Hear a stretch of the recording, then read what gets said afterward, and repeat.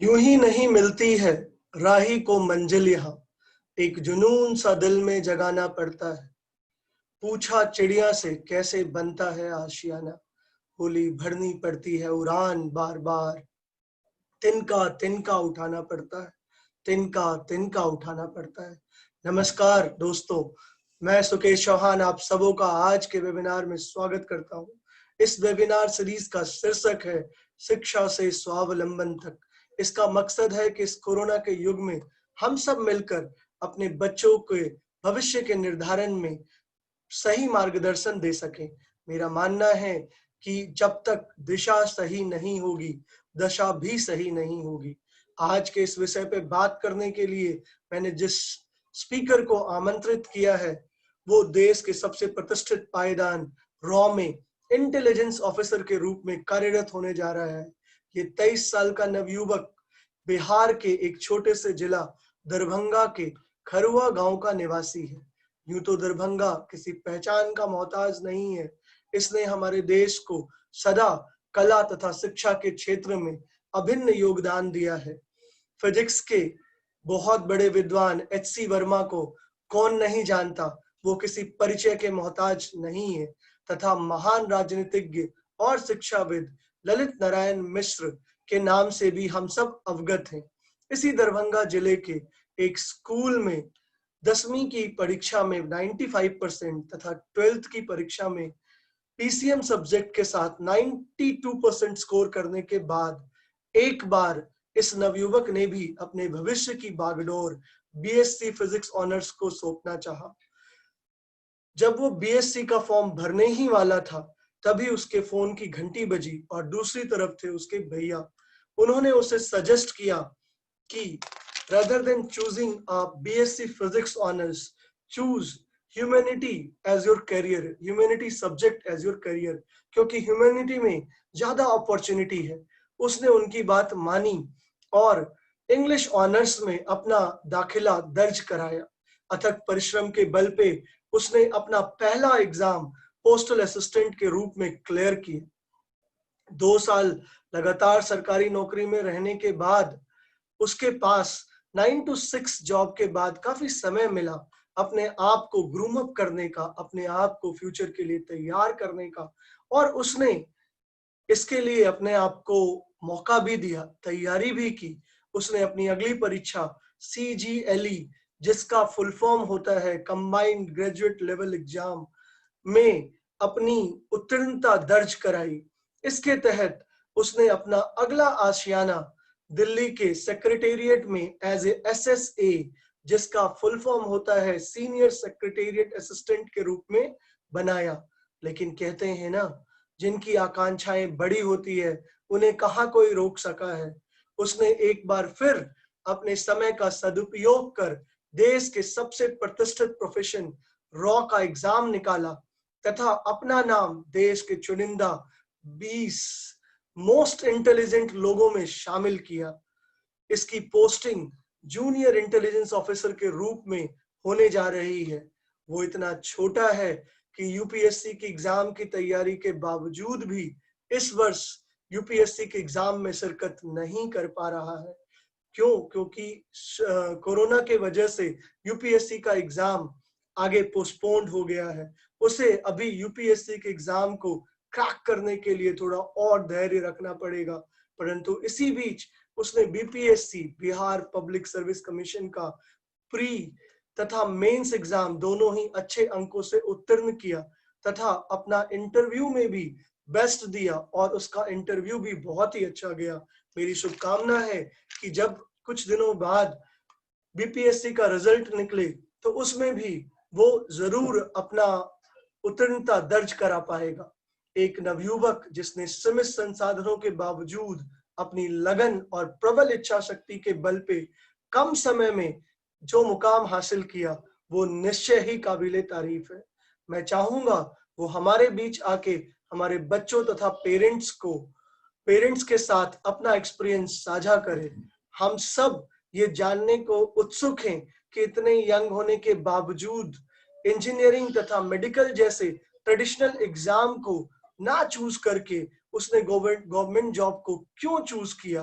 और साथ ही साथ हम ये भी जानने को उत्सुक हैं कि गवर्नमेंट जॉब में इतने सालों तक रहने के बाद आज वो अपने मित्रों से अपने आप को कैसे कंपेयर कर पा रहा है, और क्या उसके उसकी आंखों में आगे और भी बहुत सारी इच्छाएं हैं जो हम हमारे सारे यंगस्टर्स, हमारे बच्चों को और भी ज्यादा प्रेरित कर पाएगी।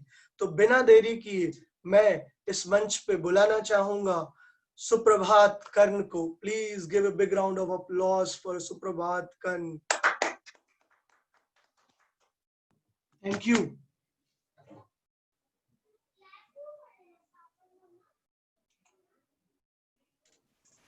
Connecting to cloud server. अच्छा, अपने आप रिकॉर्ड भी होगा मीटिंग, अच्छी बात है। तो रिकॉर्डिंग ऑफ कर देते ना अभी, तो पॉज कर दीजिए सर। हाँ, जिसका फुल फॉर्म होता है कंबाइंड ग्रेजुएट लेवल एग्जाम उत्तीर्ण की। इसके तहत उसने अपना अगला आशियाना दिल्ली के सेक्रेटेरिएट में एज ए एसएससी, जिसका फुल फॉर्म होता है सीनियर सेक्रेटेरिएट असिस्टेंट के रूप में बनाया।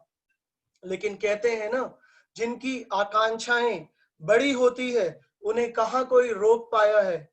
उसने एक बार फिर अपने समय का सदुपयोग किया और देश के सबसे प्रतिष्ठित प्रोफेशन रॉ का एग्जाम निकाला अपना। साथ ही साथ उसने देश के चुनिंदा 20 मोस्ट इंटेलिजेंट लोगों में अपना नाम शामिल किया। उसकी पोस्टिंग जूनियर इंटेलिजेंस ऑफिसर के रूप में अभी होने जा रही है। वो इतना छोटा है कि यूपीएससी के एग्जाम को भी पिछले साल तक नहीं दे सकता था due to the eligibility of the age. इस साल पहली बार उसे यूपीएससी के एग्जाम में शिरकत करनी थी, बट कोरोना की वजह से 1 महीने का एक्सटेंशन हो गया एग्जाम में, और अपनी तैयारी के बावजूद उसे अभी अफसोस रखना पड़ेगा और कुछ धैर्य रखना पड़ेगा यूपीएससी के एग्जाम को क्रैक करने के लिए। बट इन्हीं दिनों उसने बीपीएससी का एग्जाम, जिसका फुल फॉर्म होता है बिहार पब्लिक सर्विस कमीशन का प्रीलिम्स, साथ ही साथ मेंस, ये 2 अलग अलग लेवल के एग्जामिनेशन होते हैं। पहला प्रीलिम्स होता है, दूसरा मेंस होता है। दोनों में अच्छे अंकों से उत्तीर्ण हुआ और साथ ही साथ इंटरव्यू भी उसने बहुत ही अच्छा दिया। उसका रिजल्ट अभी अवेटेड है और हमें पूरी उम्मीद है कि जैसे ही रिजल्ट आएगा वो इस मुकाम को भी जरूर हासिल कर लेगा। एक नवयुवक जिसने सीमित संसाधनों के बावजूद अपनी लगन तथा प्रबल इच्छा शक्ति के बल पे कम समय में जो मुकाम हासिल किया है वो काबिले तारीफ है। मैं चाहूंगा कि वो हमारे बीच आके हमारे बच्चों तथा पेरेंट्स को अपना एक्सपीरियंस साझा करे। हम सब जानने को उत्सुक हैं कि इतने यंग होने के बावजूद भी उन्होंने इंजीनियरिंग तथा मेडिकल की ट्रेडिशनल तैयारी ना कर क्यों उन्होंने गवर्नमेंट जॉब को चुना, तथा इतने दिनों तक गवर्नमेंट जॉब में जॉब करने के बाद क्या वो अपने आप को अपने बाकी साथियों से कंपेयर कर पाते हैं। साथ ही साथ हम ये भी जानने को उत्सुक हैं कि क्या वो अपनी उड़ान यहीं तक सीमित रहना चाहते हैं या अभी भी हमारे स्पीकर ने अपने आंखों में बड़े सारे सपने संजोए रखे हैं। हम सब उनके इस पर्टिकुलर छोटे लेकिन अच्छे अथक प्रयास को जानना चाहेंगे। तो बिना देरी किए मैं इंट्रोड्यूस करना चाहूंगा आप सबके सामने सुप्रभात कर्ण को। प्लीज वेलकम सुप्रभात कर्ण। सुप्रभात कर्ण। Good evening, everyone. Good evening, everyone. Can you hear me? Yes, Good evening, sir. Good evening. Okay. Thank you, sir. Thank you, Sukesh sir, for providing me this privilege and opportunity to speak on this platform. जैसा कि sir ने बताया, currently I am employed at Ministry of Defence as Senior Secretariat Assistant. I have cracked combined graduate level examination in 2016 and I got posted here. Before that, I was postal assistant in India Post. If we talk, this is my third government job in terms of selection. ये मेरा तीसरा government job है in terms of selection में. तो basically आज जो है सो हम लोग ये बात नहीं करेंगे कि मैंने ये सब क्रैक कैसे किया या फिर मेरा अपॉर्चुनिटी क्या था। हम लोग ये डिसाइड करेंगे कि हम लोग अपने लाइफ में कैसे जल्दी से जल्दी यदि हम लोग किसी भी कैरियर को अपना गोल बना लेते हैं तो वो हमें बेस्ट रिजल्ट्स प्रोवाइड कराता है। ये भी हम लोग देखेंगे कि बहुत सारे ऐसे कैरियर अपॉर्चुनिटीज हैं हमारे लाइफ में जो अभी तक हमारे सामने में किसी ने लाया ही नहीं, ना ही किसी मेंटर ने हमें बताया है, ना ही किसी टीचर ने हमें बताया है, ना ही किसी फ्रेंड ने, हमारे पेरेंट्स को भी शायद उसके बारे में जानकारी हो या नहीं हो।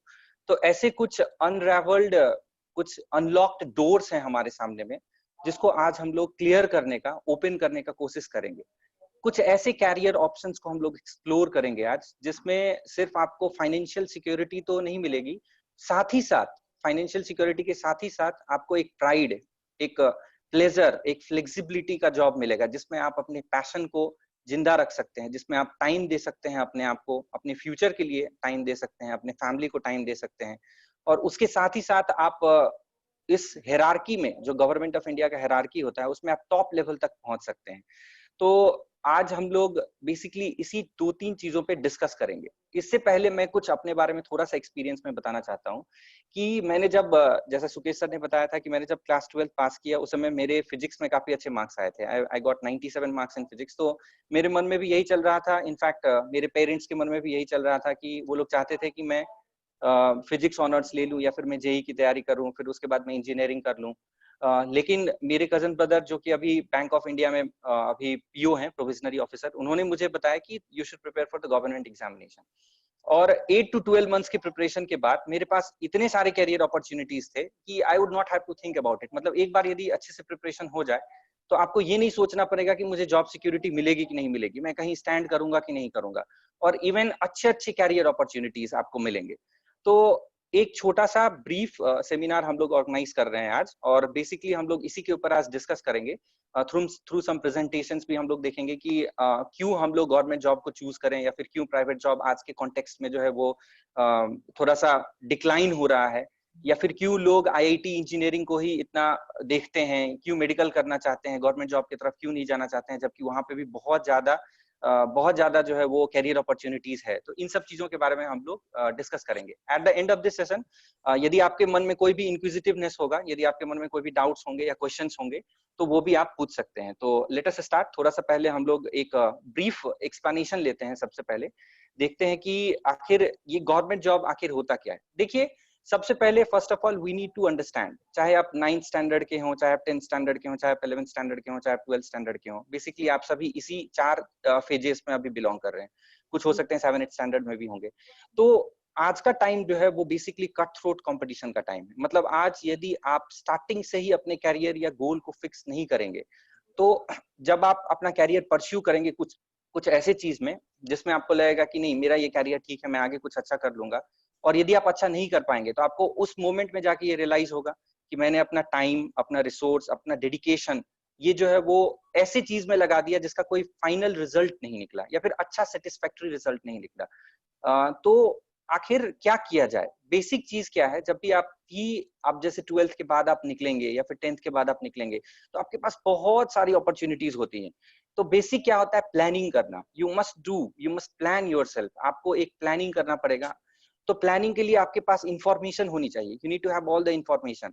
क्योंकि यदि आप कोई भी गोल सेट करते हैं और यदि आप प्लानिंग नहीं करते हैं, तो without planning a goal is like a wish. मतलब मैं सिर्फ इच्छा रखता हूं कि मुझे चंद्रमा पे जाना है, लेकिन मुझे पता नहीं है वो कैसे जाना है। I have not planned about that. तो ये बेसिकली क्या है? ख्वाहिश है सिर्फ, ये कोई प्लानिंग नहीं है। You are not setting up a goal. तो आज के टाइम में जितना अच्छे से, जितना जल्दी, जितना प्रिसाइजली आप प्लानिंग करके अपने कैरियर में आगे बढ़ें, that would be the best thing for you. तो कोई भी कैरियर अपॉर्चुनिटी चुनने से पहले first of all you should decide कि आपका इसमें इंटरेस्ट है कि नहीं है। दूसरा, आपको पता होना चाहिए कि ये इंफॉर्मेशन पता होना चाहिए कि ये कैरियर मुझे कहाँ तक ले जाएगा, इसमें मुझे वो सारी चीजें मिलेंगी कि नहीं मिलेंगी जो मुझे चाहिए। और उसके बाद आप इसको कंपेयर करके देख सकते हैं कि यदि मैं ये ना चुनूं, ये चुनूं, यदि मैं ये ना चुनूं, ये चुनूं, तो उसमें मुझे क्या फायदा मिल सकता है। तो आज मैं कुछ आपके सामने में ऐसे एस्टोनिशिंग फैक्ट्स रखूंगा जिसको शायद आपको पता भी नहीं होगा, आप लोगों को पता नहीं होगा। तो थोड़ा सा हम लोग अब स्टार्ट करते हैं। पहले हम लोग कुछ कुछ बेसिक डिटेल्स के बारे में हम लोग देखते हैं, और फिर उसके बाद हम लोग स्टार्ट करेंगे कि कैसे जो है सो वो हम लोग कैरियर में आगे बढ़ सकते हैं। तो बेसिकली यदि हम लोग देखें, तो सबसे पहले हम लोग एक ओवरव्यू लेते हैं। तो अभी आपको पता है कि can you hear me everyone? Hello? Yes, sir. Yes, sir. Yes, sir. Okay, just continue. तो आज आपको पता है कि जो हमारा वर्ल्ड है वो काफी ज्यादा रैपिड हो रहा है। इस डिजिटाइजेशन के वर्ल्ड में हमें अपने अर्ली स्टेजेस में कैरियर को पता कर लेना बहुत जरूरी है in order to get the financial security या फिर स्टेबिलिटी के रूप में। तो यदि हम लोग प्लानिंग नहीं करते हैं तो जैसा कि मैंने बताया कि आपका जितना भी रिसोर्स होगा वो बिल्कुल ही फ्यूटाइल चला जाएगा। इवन इनफैक्ट मैंने देखा है और आपने भी पढ़ा होगा ऐसा कि बहुत सारे लोग पहले इंजीनियरिंग करते हैं, फिर इंजीनियरिंग करने के बाद फिर उनका कहीं अच्छी जगह सिलेक्शन नहीं होता है, उनको बहुत कम पैकेज मिलता है, तो फिर बाद में वो गवर्नमेंट जॉब की तैयारी करते हैं, फिर गवर्नमेंट जॉब की तैयारी करते रहते हैं, 3-4 साल बाद उन्हें कुछ अच्छा अचीव होता है। फिर बाद में उनको लगता है कि आखिर मैंने इंजीनियरिंग किया ही क्यों, मुझे उसी समय जो है वो गवर्नमेंट जॉब की तैयारी करनी चाहिए थी। बहुत सारे इवन आईआईटीएंस को आपने देखा होगा कि कुछ साल आईटी में काम करने के बाद, आईटीएन के बाद, वो कुछ साल अच्छे कंपनी में काम करने के बाद वो वहां से रिजाइन देकर वो फिर आईएएस की तैयारी करने लगते हैं, आईपीएस की तैयारी करने लगते हैं। तो आज का जो सिचुएशन हमारे सामने में चल रहा है, जो बेसिकली कोविड-19 का सिचुएशन है हमारे सामने में, इस समय हमें एक ऐसे सेक्टर की जरूरत है जो हमें किसी भी सिचुएशन में जॉब सिक्योरिटी प्रोवाइड करा सकता है। अब अभी आपने देखा होगा जैसे गूगल पे आप यदि न्यूज पढ़ रहे होंगे या फिर आप द हिंदू पढ़ रहे होंगे, द टाइम्स ऑफ इंडिया पढ़ रहे होंगे, तो उसमें आपने देखा होगा कि बहुत सारी कंपनीज, जैसे कि एक एग्जांपल ले लेते हैं जोमेटो, उसने अभी अपने 40% स्टाफ को जो है वो क्या किया है, तो स्लैश कर दिया है। तो और ऐसे ही करके बहुत सारी कंपनीज वो कर रही है, अमेजॉन कर रही है, फ्लिपकार्ट कर रही है, वॉलमार्ट कर रही है, सभी अपने अपने स्टाफ को जो है वो या तो उसकी पे कट कर रही है या फिर वो अपने स्टाफ को स्लैश करते जा रही है। तो इसका मतलब प्राइवेट सेक्टर में आप कहीं पे भी हो, या तो आप टॉप लेवल पे हो, या तो आप मिडिल लेवल पे हो, या तो आप लोअर फॉर्मेशन पे हो, कहीं पे भी यदि आप होते हैं तो there is always a risk. एक रिस्क होता है कि यदि मार्केट सिचुएशन अच्छा नहीं रहा, या नहीं तो यदि आपने अच्छा परफॉर्म नहीं किया, आपने अपने आप को अपडेटेड नहीं रखा मार्केट में, तो हो सकता है कि आपको जो है वो वहां से वो निकाल देंगे। तो इनफैक्ट हमें कुछ ऐसा कैरियर ऑप्शन चुनना चाहिए जो हमें सबसे अच्छा स्टेबिलिटी प्रोवाइड करा सके हमारे फ्यूचर के लिए। तो एक शॉर्ट कंपैरिजन हम लोग पहले कर लेते हैं कि आखिर कंपैरिजन लोग क्यों चाहते हैं प्राइवेट सेक्टर में जाना या क्यों चाहते हैं गवर्नमेंट सेक्टर में जाना, इसके बारे में हम एक शॉर्ट कंपैरिजन पहले करते हैं। तो देखिए, सबसे पहले जो बेसिक डिबेटेड थिंग है, that is vacancies which arise in the government sector. कौन कौन सी वैकेंसीज गवर्नमेंट सेक्टर में राइज होती है? तो पहले ये बिलीव किया जाता था कि सेंट्रल गवर्नमेंट या स्टेट गवर्नमेंट में नंबर ऑफ वैकेंसीज बहुत कम होती है, लेकिन और प्राइवेट सेक्टर में वैकेंसीज बहुत ज्यादा है। बिल्कुल, ये कुछ हद तक ठीक था पहले, जब इंजीनियरिंग इमर्ज कर रही थी, या फिर जब चार्टर्ड अकाउंटेंसी इमर्ज कर रही थी, जब मैनेजमेंट कोर्सेज इमर्ज कर रहे थे। लेकिन आज के टाइम में आप देखेंगे तो यदि 100 कैंडिडेट्स यदि पास आउट हो रहे हैं आफ्टर गेटिंग बीटेक डिग्री, तो उनमें से कितने लोगों को अच्छे जगह प्लेसमेंट मिल पा रहा है? यदि 100 लोग मैनेजमेंट करके निकल रहे हैं तो उनमें से कितने लोगों को अच्छे जगह प्लेसमेंट मिल पा रहा है? तो आप देखेंगे कि वैकेंसीज तो हैं प्राइवेट में अभी भी, लेकिन वो आपको एक सेटिस्फेक्शन लेवल वाली जॉब प्रोवाइड नहीं कर पा रहे हैं। तो हमें कुछ एक ऐसा ऑप्शन चुनना चाहिए, और अभी से चुनना चाहिए, सो दैट कि यदि आज से 3 साल बाद, 4 साल बाद जब हम लोग ग्रेजुएट होके निकलें, और फिर उसके बाद यदि हम लोग देखें कि हमें क्या करना है, तो उस टाइम हमारे माइंड में ये कंफ्यूजन ना रहे। उस टाइम हम लोग ये ना सोचे कि हाँ, हमें ये करना है या ये नहीं करना है। दूसरा क्या होता है? Work schedule. गवर्नमेंट में आपको पता है कि वर्क शेड्यूल जो है वो कंप्लीटली फिक्स्ड होता है, 7 to 8 आवर्स का जॉब होता है। और इनफैक्ट यदि आप सेंट्रल गवर्नमेंट में ज्वाइन करेंगे, अभी मैं कुछ जॉब वैकेंसीज और अपॉर्चुनिटीज के बारे में बताऊंगा, तो उसमें मैक्सिमम जो है वो 2 to 3 आवर्स का जॉब आपको करना होता है। 2 to 3 आवर्स या 4 आवर्स यदि आपका ऑफिस जॉब है, तो उसके बाद आप टाइम दे सकते हैं। आप अपने कुछ और यदि आप प्रिपरेशन करना चाहते हैं, उसके लिए आप टाइम दे सकते हैं। जैसे मैं पहले पोस्टल असिस्टेंट था, फिर वहां पे मेरी थोड़ी बेसिक लो थी, सैलरी लो थी, फिर मैंने सीजीएल का प्रिपरेशन किया, सेक्रेटेरिएट में मैं आ गया, फिर मैंने यहाँ पे भी मुझे टाइम मिला तो मैंने जूनियर इंटेलिजेंस ऑफिसर का प्रिपरेशन किया, और अभी मेरे पास अभी भी टाइम है और मैं यूपीएससी का प्रिपरेशन कर रहा हूँ। तो इनफैक्ट एक लैडर के रूप में आप गवर्नमेंट जॉब को यूज कर सकते हैं, लेकिन प्राइवेट में आप ऐसा नहीं कर सकते हैं। प्राइवेट में आपको बहुत ज्यादा टारगेट्स पूरे करने होते हैं। शायद इनफैक्ट आप लोग में से बहुत सारे के पेरेंट्स यदि प्राइवेट सेक्टर में होंगे या फिर कोई कजन होंगे, तो आप देख पा रहे होंगे कि वो लॉकडाउन में भी घर पे बैठ के वो कंटिन्यूअसली काम करते रहते हैं, उन्हें टारगेट्स पूरा करना होता है। तो ये कुछ ऐसे प्रॉब्लम्स हैं जिसको हम लोग माइंड में रख सकते हैं वाइल, या फिर कुछ ऐसे थॉट्स हैं जिसको हम लोग माइंड में रख सकते हैं while choosing our career option. इसके अलावा जैसे जो बेसिक है वो क्या है? Salary structure. अब जैसे पहले बोला जाता था कि हाँ, गवर्नमेंट जॉब तो अच्छा है लेकिन उसमें आपको सैलरी कम मिलेगी, लेकिन ऐसा नहीं रहा। 7th पे कमीशन जैसे ही आ गया है हमारे पास, तो 7th पे कमीशन आने के पास अब जो सैलरी स्ट्रक्चर है वो भी काफी अच्छा हो गया है। सैलरी के अलावा आपको बहुत सारी फैसिलिटीज मिलती है, जैसे आपको ट्रांसपोर्टेशन मिलता है, आपको रेसिडेंस मिलता है, यदि आप टॉप लेवल पे होते हैं तो आपको सेकेंडरी स्टाफ मिलता है, जैसे आप आईएएस बन गए, आईपीएस बन गए, या आप किसी अच्छे डिपार्टमेंट या मिनिस्ट्री में आप एक अच्छे पोस्ट पे आ गए। तो उन सभी फैक्टर्स में भी यदि हम लोग देखें तो आज के कंपैरिजन में ये सैलरी स्ट्रक्चर भी अच्छा है। जबकि प्राइवेट में देखें तो गूगल पे हम लोग पढ़ते हैं या न्यूज में हम लोग ये देखते हैं कि एक आईआईटीएन को गूगल ने जो है वो 2.3 करोड़ का पैकेज दे दिया। तो हमें ये नहीं पता कि कितने लोगों को दिया, या कितने आईआईटीएंस जो है वो 2 करोड़ या 3 करोड़ या 1 करोड़ के पैकेज पे आज काम कर रहे हैं। बस हम एक न्यूज देखते हैं और फिर उसके बाद हम लोग अपना टारगेट सेट कर लेते हैं कि नहीं यार ये तो बहुत अच्छा सेक्टर है, मुझे भी अपना कैरियर इसी में बनाना चाहिए। लेकिन रियलिटी कुछ अलग है। एक सर्वे में देखा गया कि ओनली 2.8% जो टोटल प्राइवेट एम्प्लॉइज हैं हमारे कंट्री में वो हायर फॉर्मेशन में है। हायर फॉर्मेशन मतलब कहने का अर्थ क्या हो गया, जिनकी एनुअल पैकेज जो है, सॉरी, जिनकी मंथली पैकेज जो है वो मोर देन 2 लाख या 2.5 लाख रुपीज से ज्यादा है। तो सैलरी स्ट्रक्चर में भी यदि आप देखें तो लोअर लेवल्स पे यदि आप प्राइवेट जॉब में काम करेंगे, और आप जानते भी होंगे कि जो किसी प्राइवेट कंपनी, किसी प्राइवेट इंस्टीट्यूट से बीटेक करके निकले हैं, या फिर कोई मेडिकल करके निकला है लेकिन उसको अच्छा ट्रेंड नहीं मिला है, डेंटल मिला है, तो उसको बहुत स्ट्रगल करना पड़ता है मार्केट में अपना क्लिनिक खोलना। फिर या नहीं तो प्राइवेट में आप निकले हैं तो आपको बहुत सारी जगह इंटरव्यू फेस करना पड़ता है। तो ये सब बहुत सारी चीजें हैं। नेचर ऑफ जॉब क्या है, तो गवर्नमेंट में आपको ऐसा प्रेस्टिजियस जॉब मिलेगा जो आप शायद ही ड्रीम किए होंगे कभी, जैसे आप आईएएस बन सकते हैं, आईपीएस बन सकते हैं, आप बहुत अच्छे डिपार्टमेंट्स में काम कर सकते हैं। तो ये सब कुछ कुछ कंपैरिजन है। ये कंपैरिजन आप ये पीडीएफ आपको प्रोवाइड कराया जाएगा, उसमें भी आप देख पाएंगे। प्रमोशंस के हिसाब से भी गवर्नमेंट जॉब काफी अच्छा होता है, इसमें बेनिफिट्स और पर्क्स काफी अच्छे मिलते हैं। और सबसे इंपॉर्टेंट आज के कॉन्टेक्स्ट में वो क्या है, तो वो है हमारे लिए जॉब सिक्योरिटी। ये जॉब सिक्योरिटी सबसे ज्यादा इंपॉर्टेंट है, क्योंकि आप कितने भी अच्छे पैकेज पे क्यों ना हो, यदि आप अपने आप को अपडेटेड नहीं रख पाते हैं तो फिर आपका क्या होगा, आप अपने जॉब को लॉस्ट कर देंगे, आपका जॉब जो है वो खतरे में पड़ जाएगा। लेकिन गवर्नमेंट में ऐसा नहीं होता। Once you get selected at a good post या फिर किसी भी पोस्ट पे, you will be there till the retirement age, आप वहां पर रिटायरमेंट एज तक रहेंगे। तो ये कुछ कुछ कंपैरिजन है जिसको आपको माइंड में रखना चाहिए बिफोर मेकिंग योर डिसीजंस।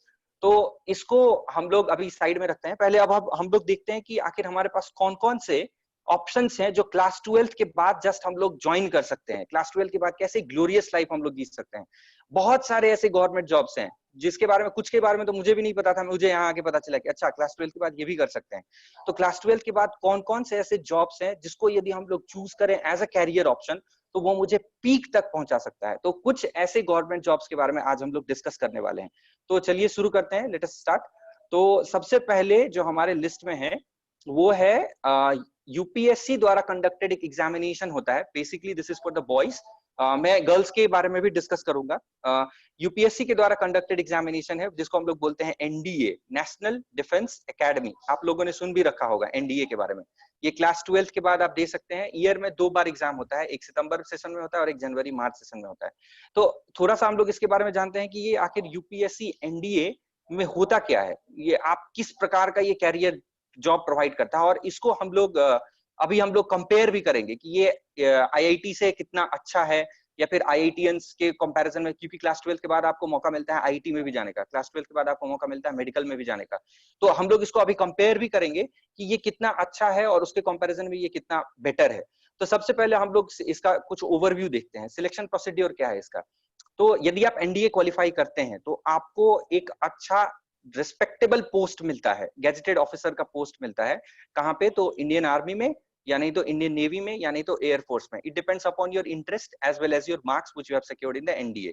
अब इसमें 2 लेवल का एग्जाम होता है, एक रिटन टेस्ट होता है, एक एसएसबी होता है। इसमें 16.5 ईयर से लेकर 19 ईयर्स के स्टूडेंट्स अप्लाई कर सकते हैं। अब इसको अप्लाई करने के लिए आपके पास 12th में पीसीएम होना जरूरी है। तो ये तो कुछ एजुकेशनल क्वालिफिकेशंस है, लेकिन इसके बेनिफिट्स क्या है। देखिए क्लास 12 के बाद बहुत कम ऐसे जॉब अपॉर्चुनिटीज हैं जो आपको 80 to 90,000 रुपीज पर मंथ दिला सकते हैं। और उनमें से ये एक जॉब है। जब आप एनडीए क्वालिफाई करके जाते हैं तो आप इंडियन आर्मी में लेफ्टिनेंट, या फिर इंडियन नेवी में जो है वो सब लेफ्टिनेंट, या इंडियन एयरफोर्स में आप स्क्वाड्रन लीडर लगते हैं।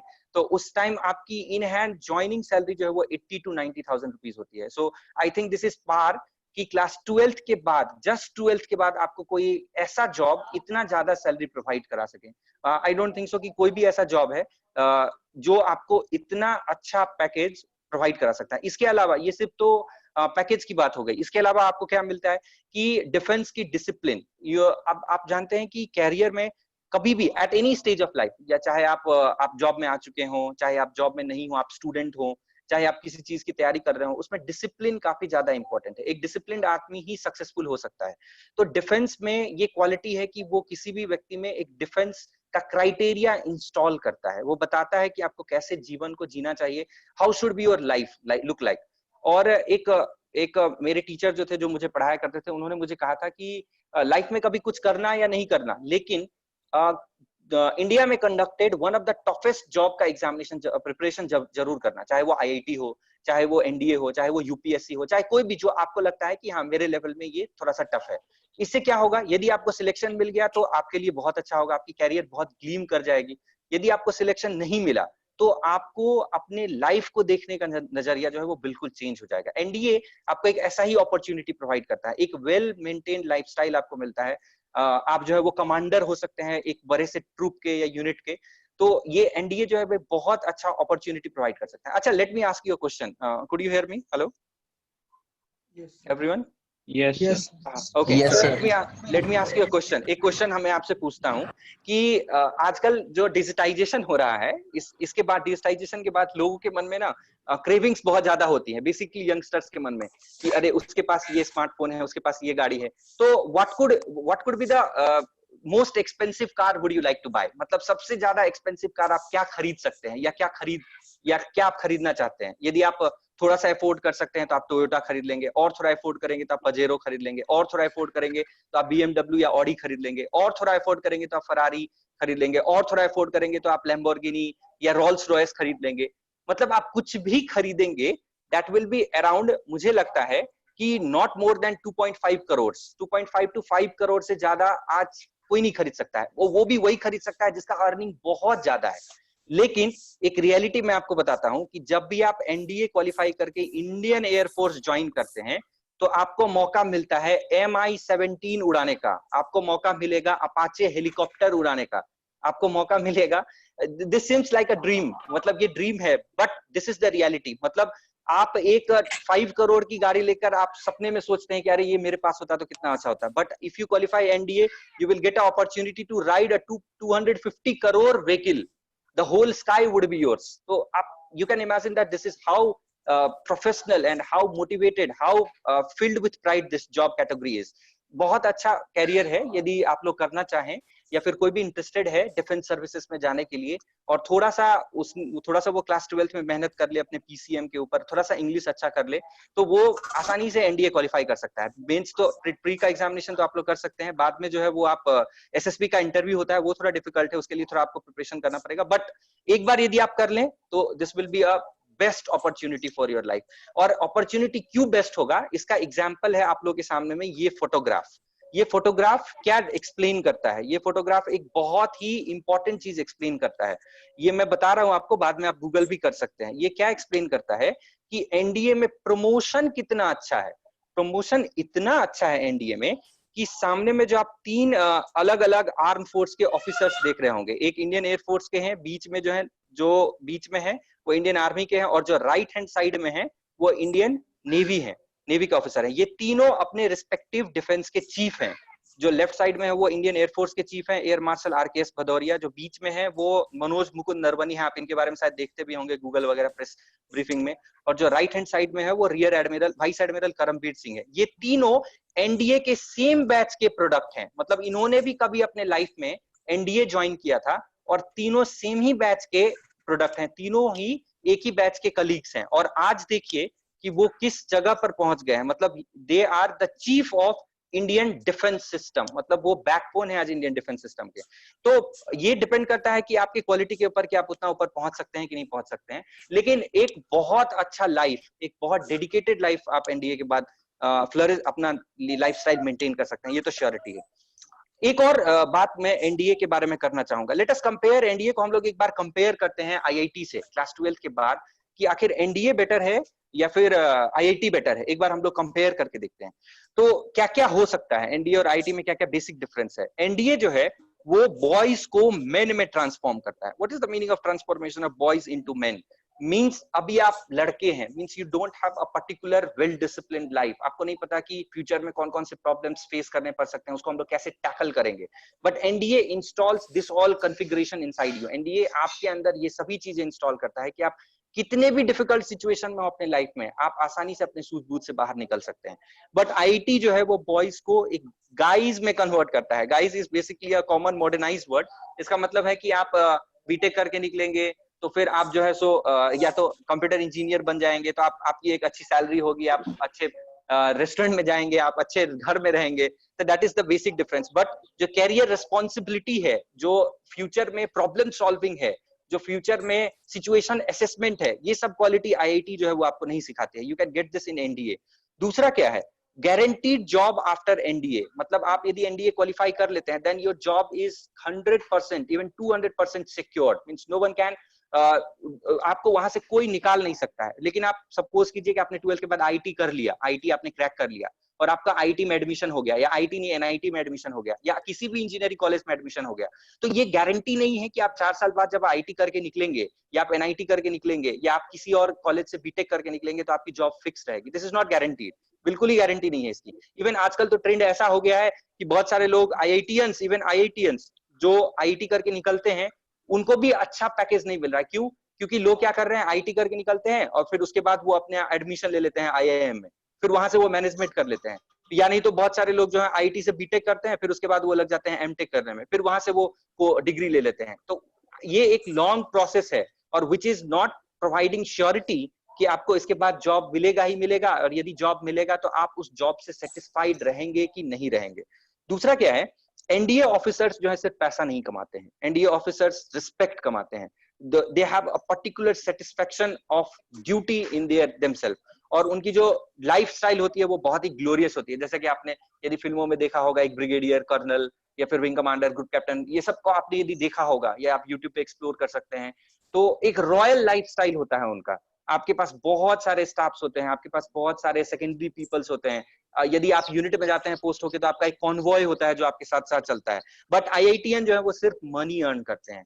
There is a some sense of respect यदि आप एकदम टॉप क्लास लेवल पे हैं। लेकिन एक और मैं फैक्ट आपको बता दूं कि only 3.4% of the total IT graduates जो है उनको रिनोन्ड कंपनी में प्लेसमेंट मिलता है। ओनली 3.4%। ये इंटायरली डिपेंड करता है कि आपने 4 साल में आईआईटी में कितना अच्छा पढ़ाई किया, कितना डेडिकेशन के साथ दिया।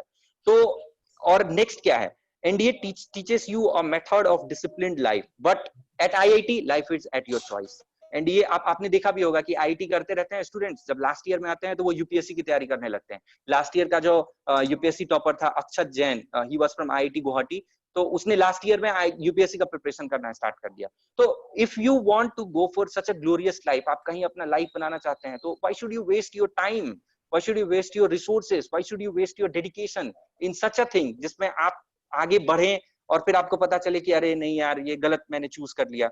Next, you have your own name and fame in your vibrant life। आपका एक अपना नेम एंड अपना एक फेम, डेडिकेटेड नेम और फेम होता है आईटी के बाद, तो सॉरी आई मीन एनडीए के बाद। So this is a common comparison कि क्लास 12 के बाद एनडीए या क्लास 12 के बाद आईटी परस्यू करने में क्या डिफरेंस है। मैं ये नहीं बोल रहा हूं कि IT is not a good platform, but it depends कि आप उसको कितने डेडिकेशन के साथ कर सकते हैं। मेरे टीचर कहा करते थे कि IT is a 4-year process. मतलब यदि कोई आईआईटी अच्छे रैंक से क्लियर करना चाहता है तो ही मस्ट स्टार्ट हिज और her preparation from the class 9th onwards. Class 9th के बाद से ही उसको अपना प्रिपरेशन स्टार्ट कर देना चाहिए। वो 9th में 10 सॉल्व करे, फिर 10th में 11 सॉल्व करे, 11th में जाए तो वो आईटी की पेपर सॉल्व करना स्टार्ट कर दे, क्योंकि उसमें कोई श्योरिटी नहीं होता है। You will get to face a different sort of questions different year. मतलब आईटी के प्रीवियस 50 इयर्स के क्वेश्चन आप उठा के देखेंगे तो आपको ये नहीं दिखेगा कि हाँ ये क्वेश्चन उस ईयर भी पूछा गया था, ये क्वेश्चन उस ईयर भी था, सब कुछ नया होता है। बट आप थोड़ा सा मेहनत कर ले एनडीए में, थोड़ा सा डेडिकेशन दे दें, तो आपका लाइफ इतना ग्लोरियस होगा, मींस आप इमेजिन नहीं कर सकते हैं। तो दिस वाज फॉर दोस्त कि जो पीसीएम लेना चाहते हैं या फिर पीसीएम लेके एक डिफेंस सर्विस में ज्वाइन करना चाहते हैं, या लड़कों के लिए, तो क्या ऐसा कोई क्लास 12 के बाद जॉब नहीं है? जो पीसीएम जो नहीं लेंगे वो नहीं कर पाए, या फिर जो एवरेज स्टूडेंट हो, जो ज्यादा मेहनत नहीं कर पाए, या फिर जिनकी पोटेंशियल कम हो, जो थोड़ा सा वीक हो, जिनकी मैथमेटिक्स अच्छी नहीं हो, बेसिकली जिन्होंने कॉमर्स लिया हो, जिन्होंने आर्ट्स चूज किया हो, तो क्या उनके पास कोई दूसरा अपॉर्चुनिटी नहीं है? बिल्कुल है, and I will show you. तो नेक्स्ट सेक्शन में अभी हम लोग चलते हैं कि क्लास 12th के करने के जस्ट बाद हम लोग अपना कैरियर एनडीए के अलावा, सॉरी, अपना कैरियर हम लोग एनडीए के अलावा और कहां फिक्स कर सकते हैं। और ये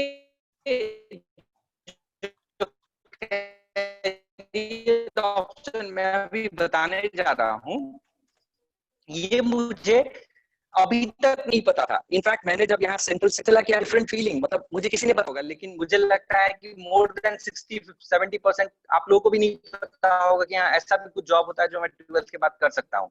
तो हम लोग थोड़ा उसके ऊपर भी एक्सप्लोर करते हैं अभी, चलिए देखते हैं। तो जो मैं अब बताने जाने वाला हूँ आपको, वो बेसिकली उस जॉब का जो सिलेक्शन होता है वो गवर्नमेंट जॉब है, फुल्ली गवर्नमेंट जॉब, और वो सिलेक्शन होता है स्टाफ सिलेक्शन कमीशन से, एसएससी से। जो एसएससी से मैं आया हूँ, तो वो ग्रेजुएट लेवल था। जो एसएससी अभी मैं आपको बताने जा रहा हूं, ये एसएससी जो है वो ये 12th स्टैंडर्ड के बाद आप कर सकते हैं। तो आप कैसे कर सकते हैं इसको 12th स्टैंडर्ड के बाद, इसके बारे में थोड़ा सा जानकारी लेते हैं। आवाज आप लोग सुन पा रहे हैं मुझे? Hello, yes sir. Okay, let us continue. तो अभी हम लोग देखते हैं कि ये आप एसएससी के बाद जस्ट आफ्टर क्लास 12th, मतलब आप कौन सा एक जॉब है जो आप सेटल कर सकते हैं अपने आप को। तो यदि हम लोग देखें तो हमारे पास कुछ फ्यूचर प्रोस्पेक्ट्स हैं एसएससी में just after passing the class 12th। वो क्या है? सबसे जो अच्छा अपॉर्चुनिटी है एसएससी में just after getting through the class 12th examination, वो हमें प्रोवाइड कराता है एक एग्जामिनेशन जिसका नाम है एसएससी स्टेनोग्राफर। एसएससी स्टेनोग्राफर ये एग्जामिनेशन का नाम है। ये आप क्लास 12 के जस्ट बाद कर सकते हैं। और बेसिकली दोज लड़कियां हो या फिर ऐसे कोई लोग हो जिनको होम सिकनेस हो, जो मुझे बाहर नहीं जाना है और आप दिल्ली में ही रहना चाहते हैं हमेशा, तो ये जॉब उनके लिए तो और परफेक्ट है। ये कोई भी कर सकता है, मतलब irrespective you have mathematics background in your class 12th, you have opted for commerce, आप ह्यूमैनिटीज से ही क्यों ना हो, आपका कितना भी परसेंटेज मार्क्स क्यों ना आया हो, देयर इज नो लिमिटेशन। सिर्फ आपका मिनिमम क्वालिफिकेशन क्या होना चाहिए? तो आप क्लास 12th पास होने चाहिए, और उसके बाद आपका जो मिनिमम एज है वो 18 होना चाहिए। तो मैक्सिमम लोग जो क्लास 12 पास करते हैं वो 1-1.5 साल में 18 इयर्स के हो जाते हैं। तो यदि आप आज से प्रिपरेशन करना स्टार्ट कर दें, या फिर क्लास 12 के बाद प्रिपरेशन, या क्लास 12 से कुछ दिनों के बाद प्रिपरेशन करना स्टार्ट कर दें, तो you will definitely get through this. क्योंकि इसमें दूसरे किसी कॉम्पिटिटिव एग्जामिनेशन के कंपैरिजन में कंपटीशन बहुत कम है। मतलब जैसे मैं आपको बताऊं कि यदि आप लोग देखें तो आईआईटी में हर साल 5 to 6 लाख कैंडिडेट जो है वो अपीयर होते हैं, लेकिन एसएससी स्टेनोग्राफर के एग्जामिनेशन में 1 to 2 लाख ही फिगर्स हैं, उतने ही कैंडिडेट्स अपीयर होते हैं। बहुत सारे लोगों को पता भी नहीं इसके बारे में, इवन इनफैक्ट मैंने बताया कि मुझे भी नहीं पता था। तो ये आखिर एसएससी स्टेनोग्राफर होता क्या है, सबसे पहले इसके बारे में जानते हैं। तो एसएससी स्टेनोग्राफर है, जैसे आपने देखा होगा किसी मिनिस्टर का प्रेस कॉन्फ्रेंस चल रहा है, या फिर आपने देखा होगा पार्लियामेंट, यदि आपको कभी देखने का मौका मिला होगा कि पार्लियामेंट में जब लोकसभा राज्यसभा में डिस्कशंस होते हैं, तो वहां पे आपने देखा होगा कुछ लोग बैठ के कुछ नोट करते रहते हैं। वो कौन होते हैं? दे आर द पीए और पीएस टू मिनिस्टर्स, या तो वो पर्सनल असिस्टेंट या पर्सनल सेक्रेटरी होते हैं मिनिस्टर्स के, या ग्रुप 1 ऑफिसर्स के, हाई लेवल ऑफिसर्स के। तो एसएससी स्टेनोग्राफर के थ्रू आप ये जॉब अपना सिक्योर कर सकते हैं। यू कैन बिकम PA2 या PS2 defence minister, you can become the PA2 और ये PS2 एजुकेशन मिनिस्टर। इनफैक्ट आपको ये बात जान के हैरानी होगी कि अभी जो हमारे प्रेसिडेंट हैं रामनाथ कोविंद, ऑनरेबल प्रेसिडेंट जो हमारे हैं, उनके जो पीएस हैं, पर्सनल सेक्रेटरी, वो भी कभी इसी एग्जामिनेशन के थ्रू आए थे, एसएससी स्टेनोग्राफर के थ्रू। और आज he is the PS, personal secretary to president of India. Means you can imagine कि how responsible post he is holding. और वो कब आए थे? जब उन्होंने क्लास 12 किया, और फिर 1.5 साल के बाद वो 18 इयर्स के हो गए, फर्स्ट अटेम्प्ट दिया उन्होंने और वो उन्होंने एग्जाम क्वालिफाई कर लिया। तो this is one of the most secured job which you can get in your life. बहुत ही इजी लाइफस्टाइल होगी आपकी, काम बहुत कम है इसमें, और जो आपका रिस्पेक्ट होगा सोसाइटी में, आपके फैमिली में, आपके फ्रेंड्स के बीच में, that would be at a different stage. तो मैं इस जॉब को इसलिए बता रहा हूं कि यदि आप एनडीए करते हैं दैट इज द बेस्ट, लेकिन ये एसएससी स्टेनोग्राफर का जो जॉब है वो उससे बिल्कुल ही कम नहीं है। It will provide you such a platform, एक ऐसा एक्सपोजर आपको प्रोवाइड करेगा, एक ऐसा स्पॉटलाइट आपको प्रोवाइड करेगा, जहां पे आप अलग अलग लोगों के बीच जा सकते हैं। Means those persons whom you would be able to see on the TV screens, जिसको आप टीवी स्क्रीन पे देखते हैं, आप उनसे जाके इंटरेक्ट कर सकते हैं, आपको उनके साथ काम करने का मौका मिल सकता है। आप बहुत सारे प्रॉब्लम सॉल्विंग्स देखेंगे जो पूरे ऑल ओवर इंडिया के लिए पॉलिसी फ्रेम की जाती है, आप उस पॉलिसी का एक हिस्सा होंगे। Means you will get to know that what is going inside our government. तो इतना चीज जो है वो आपको पता चलेगा। तो ये इनकी पोस्टिंग कहाँ कहाँ होती है, तो जैसा मैंने बताया कि आपको किसी रिस्पेक्टेबल मिनिस्टर के साथ या सीनियर आईएएस ऑफिसर के साथ, उनके सेक्रेटरीज के साथ आपको काम करने का मौका मिलेगा, या नहीं तो एएफएचक्यू ऑफिसर्स के साथ। ये एएफएचक्यू ऑफिसर्स क्या होते हैं? Arm forces headquarter officers. मतलब जो अभी मैंने Indian navy, Indian army, Indian air force बताया, तो उनके जो टॉप लेवल ऑफिसर्स हैं, जैसे चीफ ऑफ आर्मी स्टाफ है, या फिर vice chief of army staff है, या लेफ्टिनेंट जनरल है, मेजर जनरल है, या फिर विंग कमांडर है, ऐसे ऐसे करके जो top level army, navy, air force के स्टाफ हैं, उनके साथ आप पीए या पीएस रहेंगे। तो आपको बहुत कुछ सीखने को मिलेगा। You will get to know so much things about the administration, you will get to know so much thing about what is going inside your country, you will get to know so much thing about the current politics, what is happening inside the country. तो ये job जो है वो बहुत ही अच्छा है। और in fact इसकी प्रिपरेशन तो एनडीए से I think it is 80% easier, 50 to 60% easier, I will not say 80% easier, लेकिन मैं ऐसा बोल दूंगा तो शायद आप लोग इसको हल्के में ले लेंगे। तो वो 50 to 60% easier है। क्यों मैं ऐसा बोल रहा हूँ? क्योंकि इसमें 2 ही लेवल का एग्जामिनेशन होता है और इसमें मैथमेटिक्स नहीं होता है। तो those who are means somehow उनको मैथ्स अच्छा नहीं लगता है, या फिर उनका पीसीएम नहीं है, वो कॉमर्स में है, तो वो ये जॉब को आसानी से कर सकते हैं आफ्टर क्लास 12। अब इसमें पास होने के बाद आपको सैलरी कितनी मिलेगी? जॉब सिक्योरिटी के साथ साथ जो है वो फाइनेंशियल सिक्योरिटी भी इंपॉर्टेंट है। तो इसमें दो ग्रेड हैं। एक जो है वो है steno grade C. Group C और ग्रुप डी अलग होता है। आपने सुना होगा अपने पेरेंट्स को, या फिर कोई भी आपके फैमिली में जो भी गवर्नमेंट जॉब में होंगे, तो वो बोलेंगे मैं ग्रुप ए ऑफिसर हूँ, या मैं ग्रुप बी में हूँ, मैं ग्रुप सी में हूँ, मैं ग्रुप डी में हूँ। तो ग्रुप डी जो है वो lowest level of government servant होता है, जिसको हम लोग प्यून बोलते हैं। बेसिकली वो 4th ग्रेड काम करते हैं। ग्रुप सी जो होते हैं वो बेसिकली क्लर्क्स होते हैं। ग्रुप बी जो है वो नॉन गैजेटेड ऑफिसर्स होते हैं, और ग्रुप ए जो है वो गैजेटेड ऑफिसर्स होते हैं। तो वो ग्रुप वाइज हियरार्की है, जो मैं आपको कभी और बाद में हो सकता है तो हम लोग डिस्कस कर सकते हैं। ये जो है वो ग्रेड सी है। ग्रेड सी मतलब क्या होता है कि आप पीए बनेंगे पहले, पर्सनल असिस्टेंट, फिर बाद में पर्सनल सेक्रेटरी बनेंगे। तो जब आप यदि डायरेक्ट ग्रेड सी में जाते हैं तो आपकी इन हैंड सैलरी 60,000 रुपीज होगी आफ्टर डिडक्शंस, मतलब सब कुछ काट के। और apart from perks and allowances what you will gate. Perks and allowances में क्या मिलेगा? आप जिस मिनिस्टर के साथ अटैच रहेंगे उनकी व्हीकल, फिर आपको सेकेंडरी स्टाफ मिलेंगे अपने काम को कंप्लीट करने के लिए।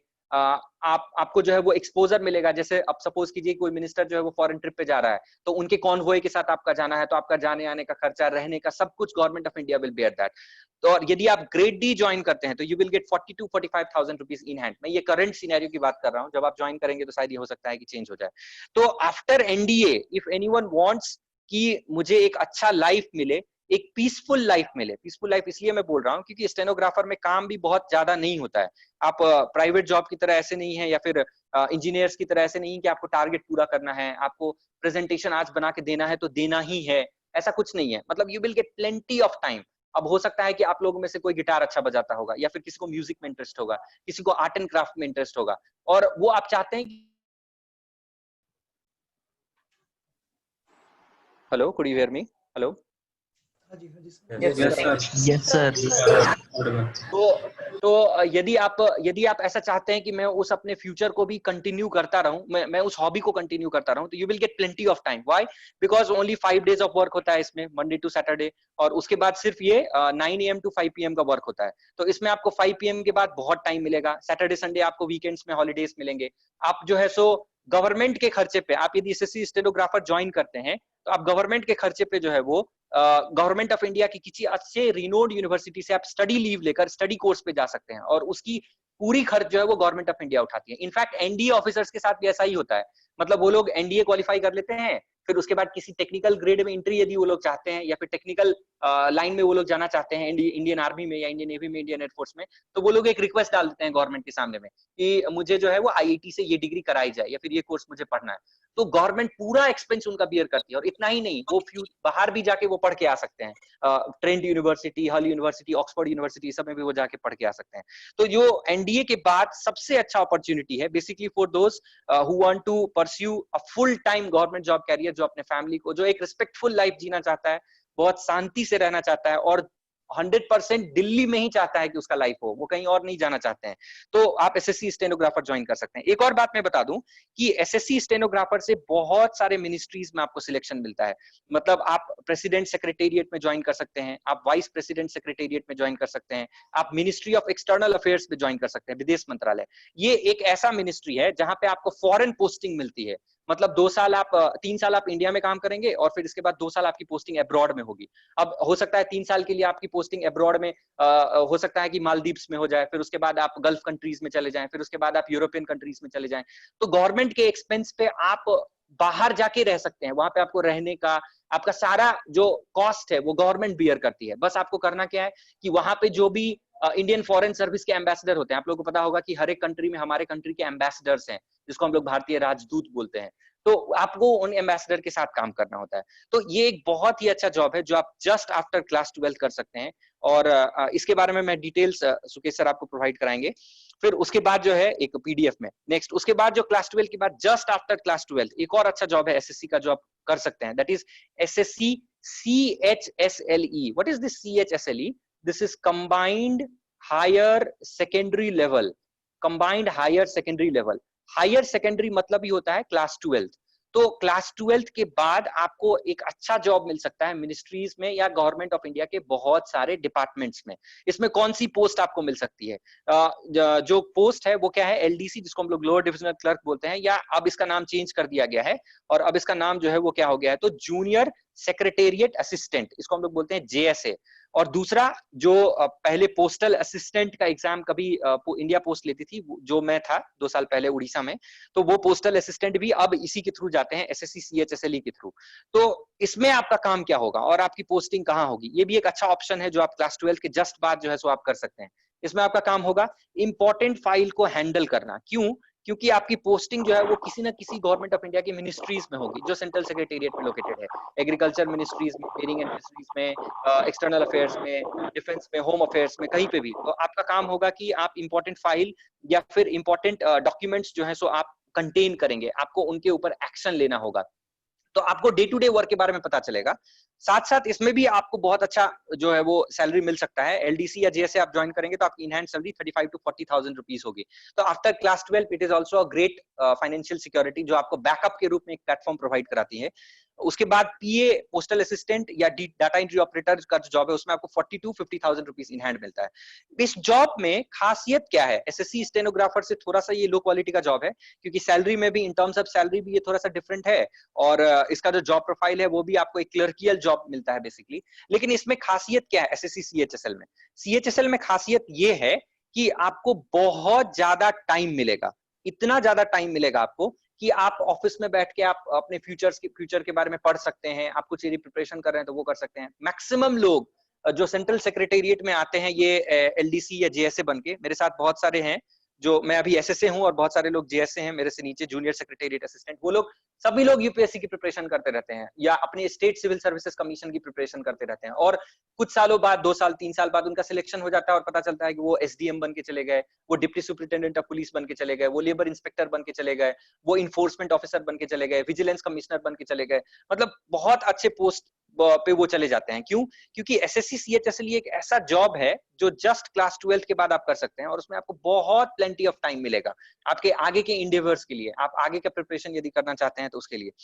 और क्लास 12 के बाद अब ये भी एक ऑप्शन हो सकता है, मतलब ये भी एक आपके मन में क्वेरी हो सकता है कि सर मैं क्लास 12 के बाद मैं जॉब नहीं करना चाहता हूँ, मैं ग्रेजुएशन करना चाहता हूँ, तो ग्रेजुएशन में सब्जेक्ट चूज कर लूं, फिर उसके बाद मैं क्या कर सकता हूँ? तो क्लास 12 के जस्ट बाद यदि आप सपोज कीजिए कि आप इतना अर्ली आप प्रिपेयर्ड नहीं है जॉब के लिए, यदि आप चाहते हैं कि आप मैं आगे प्रिपरेशन करूं, तो एक अच्छा अपॉर्चुनिटी क्या आप ले सकते हैं। मैंने बहुत सारे लोगों को देखा है, इनफैक्ट मैंने भी यही किया था। मैंने क्या किया कि क्लास 12 के बाद जो है वो इंग्लिश ऑनर्स चूज कर लिया। इंग्लिश ऑनर्स क्यों चूज किया? क्योंकि मुझे उससे 2 फायदे हुए। एक फायदा क्या हुआ कि क्योंकि मेरा इंग्लिश अच्छा था तो मुझे इंग्लिश ऑनर्स पे ज्यादा टाइम नहीं देना पड़ता था। With a small reading I was able to manage the graduation level examinations. और दूसरा फायदा क्या हुआ मुझे कि मुझे एडिक्वेट टाइम मिला अपने ड्रीम्स को परस्यू करने के लिए, मतलब प्रिपरेशन करने के लिए। अब यदि आपको इंटरेस्ट है फिजिक्स में तो आप फिजिक्स भी ले सकते हैं, लेकिन फिजिक्स में क्या होगा कि यदि आप, या मैथ्स आप ले सकते हैं, तो उसमें क्या होगा कि आपको थोड़ा टाइम देना पड़ेगा। तो लेकिन ग्रेजुएशन के बाद भी आपके पास बहुत सारी अपॉर्चुनिटीज होती हैं गवर्नमेंट जॉब में। थोड़ा सा मैं उसके बारे में अभी रिटन फॉर्म में बता देता हूं आप लोगों को। जैसे आप यदि ग्रेजुएशन कर लेते हैं तो ग्रेजुएशन के बाद हमारे पास क्या क्या अपॉर्चुनिटीज हो सकता है। तो हमारे पास जो अपॉर्चुनिटीज हो सकता है वो क्या क्या है कि जैसे जस्ट आफ्टर ग्रेजुएशन यदि आप 3 साल अच्छे से प्रिपेयर करते हैं और यदि आप फर्स्ट डे से प्रिपरेशन में लगे रहते हैं, तो आप जो है वो यूपीएससी क्वालिफाई कर सकते हैं। व्हाट इज यूपीएससी आप लोगों को सब बहुत अच्छे से पता होगा आई थिंक। यूपीएससी मींस होता है, नहीं, Union Public Service Commission organise करती है, जिसको हम लोग बोलते हैं सीएसई, सिविल सर्विसेज एग्जामिनेशन। और इसमें जो पोस्ट है वो तो किसी से छुपा नहीं है, दैट इज आईएएस या आईपीएस आप बन सकते हैं या आईएफएस बन सकते हैं, ये ऑल इंडिया सर्विसेज में काउंट होता है। इसके अलावा भी इसमें बहुत सारे पोस्ट होते हैं। यूपीएससी के अलावा और क्या आप कर सकते हैं, तो एसएससी का ही एक एग्जाम होता है जिसको हम लोग बोलते हैं सीजीएल, जिसके थ्रू मैं आया हूं अभी यहाँ पे, जिसको हम लोग बोलते हैं कंबाइंड ग्रेजुएट लेवल एग्जामिनेशन। तो सीजीएल के थ्रू आप बहुत सारे पोस्ट पे आप कार्यरत हो सकते हैं। इसमें सबसे अच्छा पोस्ट होता है एएसओ, असिस्टेंट सेक्शन ऑफिसर। ये भी मिनिस्ट्रीज में होता है। अब इसमें भी आपको फॉरेन पोस्टिंग का मौका मिलता है। आपने सुना होगा कि वो इनकम टैक्स ऑफिसर है या फिर इनकम टैक्स इंस्पेक्टर है, तो वो भी एसएससी सीजीएल के थ्रू ही जाते हैं। इनकम टैक्स ऑफिसर आप बन सकते हैं या इंस्पेक्टर आप बन सकते हैं। इसके अलावा आप एक्साइज इंस्पेक्टर बन सकते हैं। बहुत अच्छे और बहुत अच्छा जॉब प्रोफाइल, लिक्विडेटिव जॉब प्रोफाइल है इन सभी का। या नहीं तो आप जो है वो कस्टम इंस्पेक्टर बन सकते हैं। उसके बाद आप सब इंस्पेक्टर इन सीबीआई बन सकते हैं। मतलब ये कुछ ऐसे जॉब प्रोफाइल हैं जो आपको फ्यूचर प्रोस्पेक्ट्स के लिए इतना अच्छा प्लेटफॉर्म आपको प्रोवाइड करेगा कि मतलब after 10 years, after 5 years, when you will look backwards, आप जब पीछे मुड़ के देखेंगे कि आप कहाँ हैं और आज, और आपके साथ जो फ्रेंड्स आपके प्रिपरेशन कर रहे थे, जो बीटेक करना चाहते थे या फिर जिन्होंने बीटेक किया था और जिनकी रैंक अच्छी नहीं रही या फिर वो अच्छे कॉलेज से भी पढ़ने के बाद उनको अच्छा सेटलमेंट नहीं मिल पा रहा है, तो आप वहां देखेंगे तो आपको एक बहुत अच्छा जॉब सेटिस्फेक्शन फील होगा। इवन मैं अपने बारे में बताऊं तो मेरे बहुत सारे फ्रेंड्स ने 1 साल का गैप ले लिया आईआईटी की प्रिपरेशन करने के लिए, कुछ मेडिकल में चले गए और इनफैक्ट अभी भी वो इधर उधर ही हैं, मतलब कहीं पे भी किसका कुछ पर्टिकुलर सेटलमेंट नहीं हुआ है। लेकिन अभी तक मैंने जो है, मतलब मैंने प्रिपरेशन स्टार्ट किया था 2015 से और आज 2020 है, मतलब इस पूरे 5 साल में मेरे पास 4 गवर्नमेंट जॉब्स मैंने मतलब क्रैक कर लिया था। पहला पोस्टल असिस्टेंट किया, उसके बाद मैंने एसएससी का ही मैंने एसएसए किया, सीजीएल के थ्रू मैं आया सीनियर सेक्रेटेरिएट असिस्टेंट। उसके बाद मेरा कोर्ट में जो है वो सिलेक्शन हुआ था एज असिस्टेंट के रूप में। कोर्ट में इंडियन कोर्ट में जो है वो असिस्टेंट होते हैं, जैसे सुप्रीम कोर्ट हो गए या फिर सेंट्रल एडमिनिस्ट्रेटिव ट्रिब्यूनल हो गया, हाई कोर्ट्स हो गए उसमें। और अभी मेरा सिलेक्शन हुआ है जूनियर इंटेलिजेंस ऑफिसर के रूप में, जेआई के रूप में। तो मतलब एक बार यदि आप अच्छे से प्रिपरेशन कर लें तो आपके पास इतना अच्छा अपॉर्चुनिटी होगा 5 से 6 साल बाद, जब आप पीछे मुड़ के देखेंगे, आप अपने फ्रेंड्स को देखेंगे कि वो क्या कर रहे हैं, वो कहाँ पे हैं, तो आपको बहुत अच्छा सेटिस्फेक्शन फील होगा। दूसरी बात इसमें क्या होती है कि आपका कैरियर जो है वो 200% सिक्योर रहता है। अब गवर्नमेंट में प्रमोशंस जो है वो आपके थोड़ा सा डिपेंड करता है आपके परफॉर्मेंस के ऊपर, साथ साथ ही आपके डिपेंड करता है कि आप कितना अच्छे से अपना काम कर रहे हैं। तो ये चैनल वाइज होता है। तो यदि आप इन सभी एग्जामिनेशंस में आ जाएं, सीजीएल में आ जाएं, या फिर मैंने आपको जो स्टेनोग्राफर के बारे में बताया आप उसमें आ जाएं, या आप सीडीएस क्वालिफाई कर लें, या आप सीएचएसएल क्वालिफाई कर लें, ये सब एग्जामिनेशन यदि आप क्वालिफाई कर लेते हैं at very early stages of life, मतलब आप जो है सो 22 में या 23 में या 25 तक भी आप यदि इन सब जॉब में आप चले जाते हैं, तो आप समझिए कि आप ग्रुप ए ऑफिसर तो आराम से बन जाएंगे। और यदि आप सीजीएल वगैरह के थ्रू जाते हैं तो आप जो है सो डिप्टी सेक्रेटरी या फिर असिस्टेंट सेक्रेटरी के लेवल तक पहुंच सकते हैं, जो कि बहुत ही हाई क्लास ऑफिसर्स होते हैं और जिनके ऊपर रिस्पॉन्सिबिलिटी होता है कि वो जो है सो फ्यूचर प्लान करें गवर्नमेंट का। जैसे अभी कोविड-19 का पेंडेमिक चल रहा है, तो आपने देखा होगा कि जब लॉकडाउन चल रहा था तो ministry of health and family welfare के एक जॉइंट सेक्रेटरी आते थे प्रेस कॉन्फ्रेंस करने के लिए, उनका नाम था लव अग्रवाल, शायद आपने देखा होगा। या मिनिस्ट्री ऑफ होम अफेयर्स की एक मैडम आती थी प्रेस कॉन्फ्रेंस करने के लिए, वो भी जॉइंट सेक्रेटरी थी। तो ये लोग क्या हैं, ये लोग यही हैं, सीजीएल के थ्रू वो लोग एएसओ आए थे और फिर वो प्रमोट होते होते वहां तक पहुंच गए। कुछ लोग उसमें से आईएएस डायरेक्ट रिक्रूट हुए थे जो वहां पे हैं। तो आप एक बहुत अच्छा कैरियर जो है वो बिल्ड कर सकते हैं। इवन मैं अपना पर्सनल एक्सपीरियंस बताऊं आपको, तो मेरे ही ऑफिस में कुछ ऐसे लोग हैं जिन्होंने देहरादून इंस्टीट्यूट ऑफ टेक्नोलॉजी से बीटेक किया था, कुछ ऐसे हैं जिन्होंने पुणे की किसी अच्छे यूनिवर्सिटी से बीटेक किया था, और बीटेक करने के बाद उनको कहीं जॉब सेटिस्फेक्शन अच्छा नहीं लगा, उनका सिलेक्शन कहीं अच्छी जगह नहीं हुआ, फिर वो इधर उधर भटक के फिर बाद में गवर्नमेंट जॉब के वो लोग प्रिपरेशन करते हुए आए और अभी 28-30 इयर्स के एज में वो लोग जो है सो वो सीएचएसएल या फिर सीजीएल के थ्रू यहाँ पे आए। तो मैं ये बोलना चाहता हूँ कि जब आप आज से ही अपने कैरियर को डिफाइन कर लेते हैं, आप आज से ही ये जस्टिफाई कर लेते हैं कि नहीं मुझे ये करना है, तो कोई भी जॉब जो है, चाहे वो 12th स्टैंडर्ड का हो, चाहे वो ग्रेजुएट लेवल का हो, चाहे वो यूपीएससी हो, चाहे वो एनडीए ही क्यों ना हो, आप आसानी से उसको जो है वो क्लियर कर सकते हैं। तो आई थिंक जो है सो ये सेशन जो है आई थिंक आपके लिए इंफॉर्मेटिव रहा होगा। इसके बारे में जो है सो एक पीडीएफ भी सुकेश सर शायद आपको प्रोवाइड करेंगे, जिसमें हम लोगों ने पूरा डिटेल जो है वो रखा है कि क्लास 12 के बाद आप कौन कौन सी जॉब्स कर सकते हैं। तो आप जो है सो मेरे हिसाब से आप लोग अभी से प्रिपरेशन करना स्टार्ट कर दीजिए। आप स्कोप ढूंढिए, आप अपने आप में इंटरेस्ट ढूंढिए कि आप करना क्या चाहते हैं, आपका क्राइटेरिया क्या है। आप जॉब से सिक्योरिटी लेना चाहते हैं, आप पैसे कमाना चाहते हैं, आपको एक ऐसा लाइफ स्टाइल जीना है जो प्राइड एंड जो हार्मोनी से कंप्लीटली फुलफिल हो, आपके पास टाइम होना चाहिए। यदि आप ये सब करना चाहते हैं तो I think after class 12 these all government jobs will provide you the best opportunity in your life, जो बेस्ट आपको मिल सकता है। Thank you so much Sukesh sir. Thank you sir, thank you. आपने इतना इंफॉर्मेटिव मैसेज दिया हमारे बच्चों को और मुझे लगता है उससे सबको फायदा भी हुआ होगा। मैं चाहूंगा कि अगर कोई भी कुछ पूछना चाहे सर से तो प्लीज चैट बॉक्स में अपना मैसेज डाले सो दैट कि सर उनकी क्वेरी को पूरा करें। अगर किसी को भी कुछ भी पूछना है तो प्लीज चैट बॉक्स में अपना मैसेज डालें तो सर उसकी क्वेरी को पूरा करेंगे। सर एक पहला क्वेश्चन है, प्रज्ञा है, इनका क्वेश्चन है कि क्या ये एनडीए या इस तरह की डिफेंस सर्विसेज में बीइंग अ गर्ल जा सकती हैं सर? तो क्या आप इनके आंसर देना चाहेंगे सर? बहुत सारे गर्ल्स का ये क्वेश्चन। जी ये पॉइंट थोड़ा सा स्किप हो गया। बेसिकली एनडीए जो है वो मेल कैंडिडेट्स के लिए ही होता है, लेकिन यदि गर्ल्स इंटरेस्टेड हैं डिफेंस सर्विसेज में जाने के लिए तो उनके लिए शॉर्ट सर्विस कमीशन होता है, जिसको हम लोग एसएससी बोलते हैं। वो basically it is like a tour of duty.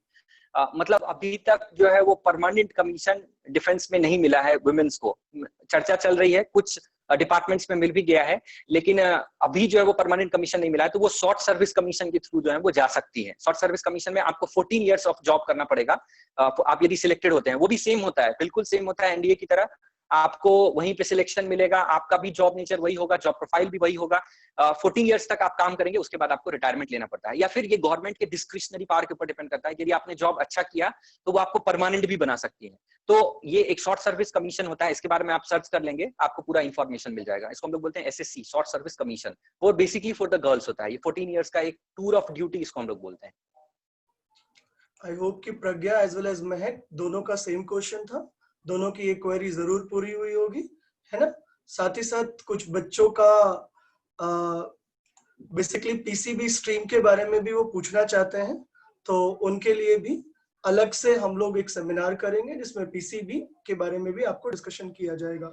एक रूपक का क्वेश्चन है सर, वो पीसीएम करके आगे एसएससी स्टेनोग्राफर का एग्जाम पूछ रहा है कि क्या मैं कर सकता हूँ?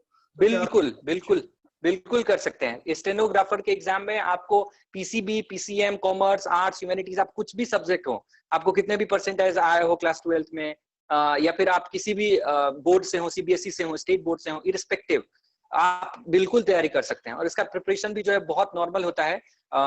इसका 2 लेवल ऑफ एग्जामिनेशन होता है। पहला एग्जामिनेशन जो है वो रिटन एग्जामिनेशन होता है, दूसरा जो है स्किल टेस्ट होता है। मतलब इसमें आपको स्टेनोग्राफी सीखनी पड़ेगी। 4 से 6 महीने का कोर्स होता है। आप स्टेनोग्राफी कहीं पे भी सीख सकते हैं, दिल्ली में बहुत सारी जगह सिखाते हैं। जैसे हमारे पास नजदीक में एक आईएनए में है स्टेनोग्राफी, वो काफी फेमस है, वो सिखाते हैं। तो इसमें प्री में जो है वो आपको 100 मार्क्स का इंग्लिश रहता है, 50 मार्क्स का जीके जीएस रहता है और 50 मार्क्स का जो रीजनिंग रहता है। मतलब आप यदि बुक लेंगे तो मेरे हिसाब से यदि आपने पीसीएम के आप स्टूडेंट हैं, आपने थोड़ा सा एनालिटिकल स्किल है, थोड़ा सा कैलकुलेशन है, तो आप एग्जाम आसानी से आप क्लियर कर सकते हैं। बहुत अच्छे मार्क्स है और आपको बहुत अच्छा पोस्टिंग भी मिल सकता है। और ये बहुत अच्छा कैरियर ऑप्शन है आपके लिए यदि आप करना चाहें तो। सर एक अभिषेक का भी क्वेश्चन है। अभिषेक पूछना चाह रहा है कि एग्जाम की प्रिपरेशन के बाद इंटरव्यू की तैयारी कैसे की जाए, क्योंकि आपने इतने सारे इंटरव्यू फेस किए हैं, तो अभिषेक आपसे कुछ टिप्स लेना चाह रहा है सर। ओके, मैंने 2 इंटरव्यू फेस किया है अभी तक। एक पहले बिहार पब्लिक सर्विस कमीशन का इंटरव्यू फेस किया है, जिसका रिजल्ट अभी आना बाकी है। दूसरा जूनियर इंटेलिजेंस ऑफिसर का इंटरव्यू फेस किया है। तो दोनों इंटरव्यू के कंपैरिजन में ये मैं आपको बताना चाहूंगा कि इंटरव्यू जो है वो नॉलेज टेस्ट नहीं होता है। Means they are not going to testing your knowledge, क्योंकि आप नॉलेज टेस्ट ऑलरेडी पास करके वहां से आ चुके हैं। मतलब आपने जो रिटन एग्जामिनेशन दिया या फिर आपने जो प्री दिया, मींस दिया, जो आपने सब्जेक्टिव लिख के आप आए हैं, तो वहां पे आपका नॉलेज टेस्ट पहले ही हो चुका है। What they are going to test कि आपकी पर्सनैलिटी कैसी है, आप चीजों को एनालाइज कर पाते हैं कि नहीं अच्छे ढंग से, आप चीजों को जस्टिफाई कर पाते हैं कि नहीं अच्छे ढंग से, आप में जो आप पढ़ के आए हैं, सपोज कीजिए कि आप ग्रेजुएशन में आपने फिजिक्स ऑनर्स लिया या फिर आप बीटेक करके आए हैं, तो आपके पास उससे रिलेटेड नॉलेज या इंफॉर्मेशन है कि नहीं, या फिर आप उस इंफॉर्मेशन को आप कैसे यूज करेंगे। जैसे मैं यदि अपने बारे में बताऊं तो बीपीएससी में मुझे एक सिचुएशन दिया गया था, मुझे पूछा गया कि सपोज कीजिए कि आप एसडीएम हैं, कहीं पे पोस्टेड हैं और आप ही के टाउन में 2 पार्ट्स हैं और एक पार्ट में जो है वो मॉब लिंचिंग का केस होने वाला है, मतलब कुछ लोग जो है वो दलित लोगों पे अटैक करने वाले हैं, और दूसरे पार्ट ऑफ द टाउन में एक लड़की के ऊपर एसिड अटैक प्लान हो रहा है। तो आप दोनों में से आप किसको बचाना चाहेंगे, या फिर आप फिजिकली कहाँ प्रेजेंट होना चाहेंगे, मतलब और दोनों सेम ही टाइम पे होगा, ये श्योर है, और आपके पास इसकी पक्की इंफॉर्मेशन है, तो आप फिजिकली कहाँ जाना चाहेंगे। तो ये बेसिकली एक पर्सनालिटी टेस्ट है, ये आपको कोई बुक नहीं सिखा सकती है, ये आपको आपके एक्सपीरियंस से पता चलेगा, या फिर आपका एनालिटिकल स्किल कितना अच्छा है वो बता सकता है। तो मैंने बोला कि sir both of the cases are equally heinous for me, जो दोनों है वो जघन्य अपराध है मेरे लिए। तो यदि मैं फिजिकली प्रेजेंट होना चाहूँ तो मैं दोनों ही जगह में प्रेजेंट होना चाहूंगा, बट मैं एक को नहीं चूज कर सकता हूँ। तो उन्होंने बोला कि नहीं, यदि आपको एक ही चूज करना है तो आप कहाँ आप रहना चाहेंगे। तो मैंने बोला कि यदि कोई एसिड अटैक प्लान कर रहा है तो उसके लिए हम एक एसआईटी स्पेशल इन्वेस्टिगेशन टीम का गठन कर सकते हैं जो उस एसिड अटैकर्स को रास्ते में ही रोक दे। लेकिन मॉब लिंचिंग वाला जो केस है वो एक क्राउड के द्वारा होता है, तो क्राउड को मोटिवेट करने के लिए एक अच्छा स्पीकर या फिर एक अच्छा एडमिनिस्ट्रेटर की जरूरत होती है। तो मुझे लगता है कि मुझे मॉब लिंचिंग वाले जगह पे प्रेजेंट होना चाहिए। तो ऐसे ऐसे क्वेश्चंस आपको डील करने को मिलेंगे। तो इसके लिए कोई नॉर्मल प्रिपरेशन नहीं है, आप चीजें देखते रहें, जो आप पढ़ रहे हैं उसको आप अच्छे से पढ़ें, आप अपने अंदर जो है वो थोड़ा सा सेल्फ कॉन्फिडेंस डेवलप करें, आप लोगों के सामने में बोलें, यदि कोई सेमिनार में आपको मौका मिलता है आप अटेंड करें, आप क्लास में फ्लुएंट रहें, आप क्लास में क्वेश्चंस पूछें, मतलब अपने अंदर की जो डर है, जो झिझक है, उसको थोड़ा सा कम करें। और बहुत सारे आपको वीडियो लेक्चर्स भी मिल सकते हैं इसके रिगार्डिंग, तो आप ये सब यदि करते हैं और थोड़ा सा अपडेटेड रखें अपने आप को कि मतलब करंट कॉन्टेक्स्ट में क्या चल रहा है, ये सब यदि आप करेंगे तो आप आसानी से कर सकते हैं। कोई this is not a big issue. एक रितिका का क्वेश्चन है। रितिका पूछना चाहती हैं कि यूपीएससी के प्रिपरेशन के लिए उन्हें कौन सा सब्जेक्ट लेना चाहिए अगर वो अब क्लियर है तो। पॉलिटिकल साइंस, साइकोलॉजी और हिस्ट्री, उन्होंने इन सब के बारे में ऑप्शंस पूछा है आपसे, अगर आप उन्हें कुछ सजेस्ट कर पाए। बिल्कुल, बहुत अच्छा क्वेश्चन है। यूपीएससी एक ऐसा एग्जामिनेशन है, यूनियन पब्लिक सर्विस कमीशन, जिसमें ऑप्शनल पेपर बहुत मैटर रखता है। मतलब क्योंकि यूपीएससी में ऑप्शनल जो है उसका 2 पार्ट होता है, मतलब आप यदि हिस्ट्री चूज करते हैं या पॉलिटिकल साइंस या साइकोलॉजी चूज करते हैं तो उसका पार्ट 1 भी होगा जिसको आपको लिखना पड़ेगा, पार्ट 2 भी होता है। तो यूपीएससी ने, मैं कुछ प्रीवियस ट्रेंड्स के बारे में आपको बताना चाहता हूँ कि यूपीएससी में देखा गया कि पिछले कुछ दिनों से ज्योग्राफी अच्छा परफॉर्म कर रहा था, मतलब ज्योग्राफी के कैंडिडेट्स बहुत मास लेवल पे सिलेक्टेड हो रहे थे। लेकिन ये ट्रेंड थोड़ा सा शिफ्ट हो गया, अब देख रहे हैं उससे पहले जो था वो पॉलिटिकल साइंस अच्छा परफॉर्म कर रहा था। आपने सुना भी होगा यूपीएससी 2015 की टॉपर जो थी वो लेडी श्रीराम कॉलेज से थी, एवरीवन नोज हर, वो टीना डाबी थी, और वो अभी भीलवाड़ा डिस्ट्रिक्ट में राजस्थान में वो पोस्टेड है, अभी वो काम भी बहुत अच्छा कर रही है। तो ये यूपीएससी जो है वो बेसिकली ये डिसाइड करने वाला बहुत इंपॉर्टेंट की है कि आपका ऑप्शनल पेपर क्या हो। तो अब ऑप्शनल पेपर आप कैसे डिसाइड करें, तो ऑप्शनल पेपर डिसाइड करने के लिए जो की इंग्रेडिएंट है वो है कि आप किसी सब्जेक्ट में आपको कितना इंटरेस्ट है, आप उसको कितने दिन तक पढ़ सकते हैं। बेसिकली क्या होता है कि जैसे मेरा एक फ्रेंड था, वो भी यूपीएससी का प्रिपरेशन कर रहा है, तो उसने देखा कि अभी हाल के कुछ दिनों में एंथ्रोपोलॉजी बहुत अच्छा परफॉर्म कर रही है, मतलब एंथ्रोपोलॉजी में सिलेक्शन अच्छे हो रहे हैं, तो उसने एंथ्रोपोलॉजी चूज कर लिया। 4-5 महीने उसने एंथ्रोपोलॉजी पढ़ा, फिर उसके बाद उसको वो कंफ्यूजिंग लगा, मतलब उसको कुछ समझ में नहीं आ रहा है, क्योंकि एंथ्रोपोलॉजी का पार्ट 1 जो है वो कंप्लीटली बायोलॉजी है। तो ऑप्शनल पेपर चूज करते टाइम आपको जो माइंड में रखना पड़ेगा वो ये बात है कि आप उस पेपर को एटलीस्ट 8 से 9 महीने आप पढ़ सकें उसको। आप जब तक 8 से 9 महीने उसको नहीं पढ़ेंगे तब तक आपको उसके कंटेंट मटेरियल पे होल्ड नहीं होगा। तो सबसे पहले आप ये फ्रेम आउट कीजिए कि साइकोलॉजी, हिस्ट्री और पॉलिटिकल साइंस तीनों में से आपका बेस जो ज्यादा इंटरेस्ट है वो किसमें है। दूसरी बात ये है, साइकोलॉजी, हिस्ट्री और पॉलिटिकल साइंस में I think political science would be a better option. Political science एक अच्छा ऑप्शन होगा, क्योंकि अभी की गवर्नमेंट जिस स्टेज से गुजर रही है, और यदि जिस समय तक आप यूपीएससी में आए और यूपीएससी आप दे रहे हैं उस समय तक यदि यही गवर्नमेंट रह गई तो अभी आप देखेंगे कि पॉलिटिक्स से रिलेटेड या पॉलिटिकल सिनेरियो से रिलेटेड हमारे गवर्नमेंट में बहुत सारे चेंजेस हो रहे हैं। जैसे आपने देखा एब्रोगेशन ऑफ आर्टिकल 370 हुआ, मतलब आर्टिकल 370 उन्होंने अबनशिप का लॉ लाया, फिर ऐसे ऐसे करके उन्होंने बहुत अपडेटेड रखेगा आपके ये जीएस पे। Political science would be a better option, but this is my opinion, you need to think first कि आपका इंटरेस्ट किस में ज्यादा है। Interest is the basic factor. Sir एक और छोटा सा क्वेश्चन है आर्यन आहूजा का। उनका कहना है कि अगर डिफेंस में टेक्निकल एंट्री लेनी हो तो उसके लिए क्या एग्जाम होता है, क्या इसके लिए? बिल्कुल बिल्कुल, क्लास 12 के बाद डिफेंस में टेक्निकल एंट्री भी होती है और ग्रेजुएशन के बाद भी ये एंट्री होती है। क्लास 12 के बाद यदि आप डिफेंस में टेक्निकल एंट्री लेना चाहते हैं तो इंडियन एयरफोर्स यानी तो इंडियन नेवी में आप जा सकते हैं। वो कैसे होता है, तो उसके लिए आपको जेई का पेपर जो मेंस होता है, एडवांस नहीं, एडवांस होता है बेसिकली फॉर द जेई, मतलब आपको आईआईटी में एडमिशन लेना है तभी आप एडवांस पे बैठेंगे या फिर एडवांस आपका क्लियर होना चाहिए। जो मेंस का पेपर होता है उसके मार्क्स और प्लस क्लास 12 के मार्क्स, ये दोनों डिसाइड करते हैं कि आपका टेक्निकल एंट्री होगा कि नहीं। तो प्री जो टेक्निकल एंट्री के लिए है उसमें कोई एग्जामिनेशन नहीं होता है, आपका क्लास 12 का मार्क्स देखा जाता है और दूसरा जेई मेन में आपने कितना स्कोर किया ये देखा जाता है। इसके बेसिस पे आप फॉर्म डालते हैं, सबमिट करते हैं, फिर उसके बाद आपको कॉल लेटर आता है एसएसबी इंटरव्यू के लिए। तो उसका जो मेन है वो है SSB interview. SSB interview 6 rounds का इंटरव्यू होता है। उसमें आपकी पर्सनैलिटी टेस्ट की जाती है, आपका नॉलेज चेक किया जाता है कि आपका नॉलेज कितना साउंड है, आपकी प्रॉब्लम सॉल्विंग चेक की जाती है और आपका एनालिटिकल स्किल चेक किया जाता है। और पांचवा जो है वो एक फिजिकल टेस्ट होता है, फिजिकल इंड्योरेंस टेस्ट। छठा जो है फिजिकल इंड्योरेंस टेस्ट होता है, वो बहुत ईजी होता है, मतलब यदि आप थोड़ा सा भी फिजिकली साउंड है तो आप आसानी से कर सकते हैं। तो ये है टेक्निकल एंट्री आफ्टर क्लास 12। तो इसमें आपको इंडियन नेवी या इंडियन एयरफोर्स में आपको टेक्निकल ऑफिसर के रूप में आप ज्वाइन कर सकते हैं। Technical officer is equivalent to the common officer who joins after the NDA. दूसरा ऑप्शन होता है आप ग्रेजुएशन के बाद एंट्री ले सकते हैं through CDS, combined defence services के थ्रू। तो उसके लिए आपको ग्रेजुएशन में या तो आप इंजीनियर होने चाहिए, मतलब आपका बीटेक होना चाहिए बैकग्राउंड, या नहीं तो आपका ग्रेजुएशन जो है वो किसी साइंस स्ट्रीम वाले सब्जेक्ट से होना चाहिए, जैसे मैथ से, फिजिक्स से, केमिस्ट्री से, इन सब से। एक लास्ट क्वेश्चन है सर आदित्य का, वो 9th क्लास का स्टूडेंट है। ये पूछना चाह रहा है कि मैं फिजिक्स और मैथ्स दोनों मुझे अच्छे लगते हैं और साथ ही साथ मैं यूपीएससी क्रैक करना चाह रहा हूँ, तो मैं थोड़ा कंफ्यूज्ड हूँ, तो मुझे सजेस्ट करें कि मुझे क्या करना चाहिए।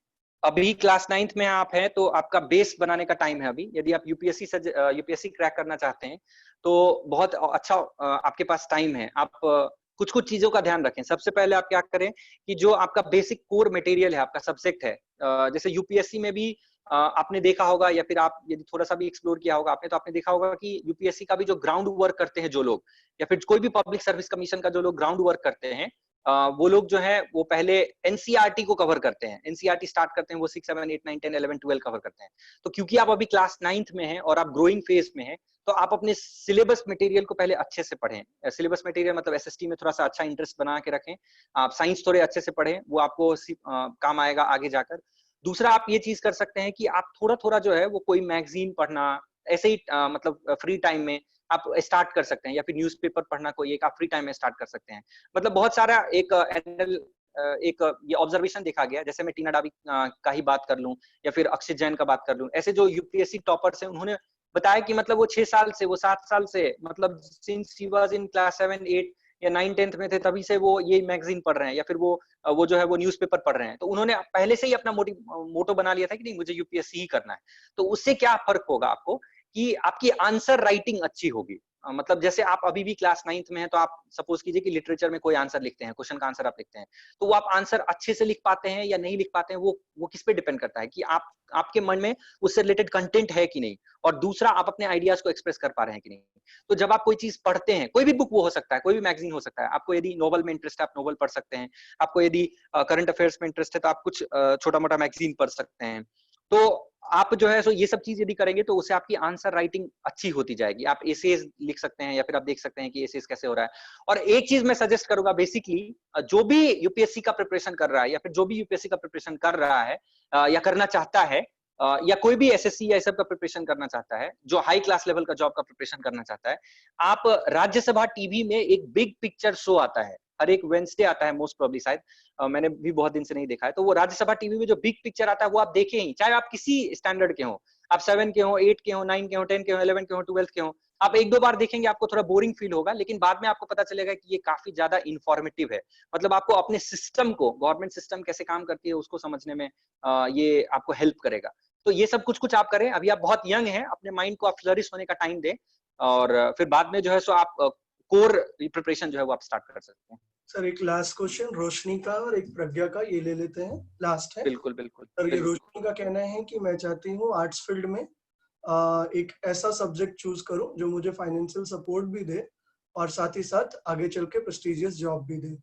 दूसरा प्रज्ञा का कहना है कि एनसीसी ने से क्या कुछ मुझे बेनिफिट। सर क्लास 12 के बाद बिल्कुल सर, बिल्कुल, प्लीज। ग्रेजुएशन में वो आर्ट्स में कुछ ग्रेजुएशन में वो कुछ आर्ट्स चूज करना चाहती हैं, आर्ट्स का कोई सब्जेक्ट ग्रेजुएशन में चूज करना हाँ, चाहती हैं? आर्ट्स में ही चूज करना चाहते हैं। अच्छा, और दूसरा क्वेश्चन है सर, एनसीसी से उनको क्या बेनिफिट मिल सकता उनको है? क्या बेनिफिट मिलेगा, यूपीएससी में क्या मिल सकता है, ऐसा कुछ? और ओके, तो सबसे पहले जो आर्ट्स का सेक्शन है, ह्यूमैनिटीज का सेक्शन, वो मोस्ट लाइक सेक्शन है।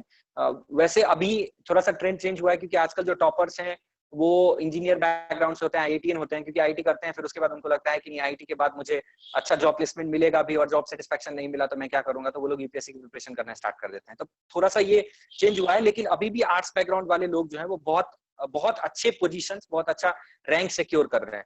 तो आर्ट्स में कुछ ऐसे ऐसे सब्जेक्ट हैं जो आप चूज कर सकते हैं। मैं एडवाइस करूंगा, जैसे आप यदि पॉलिटिकल साइंस यदि आपको इंटरेस्ट है तो आप पॉलिटिकल साइंस ऑनर्स चूज कर सकते हैं, नंबर 1 पे। दूसरा, यदि आपको साइकोलॉजी में इंटरेस्ट है या सोशियोलॉजी में, ये दोनों सब्जेक्ट काफी अच्छे हैं। मैं पहले सोशियोलॉजी बोलूंगा, बाद में साइकोलॉजी। सोशियोलॉजी में यदि आप इंटरेस्ट है, आप सोशियोलॉजी में आप ह्यूमन सोसाइटी के बारे में पढ़ते हैं, उसका इवोल्यूशन कैसे हुआ, ये सब। तो यदि आपको इसमें इंटरेस्ट है, आप वो चूज कर सकते हैं।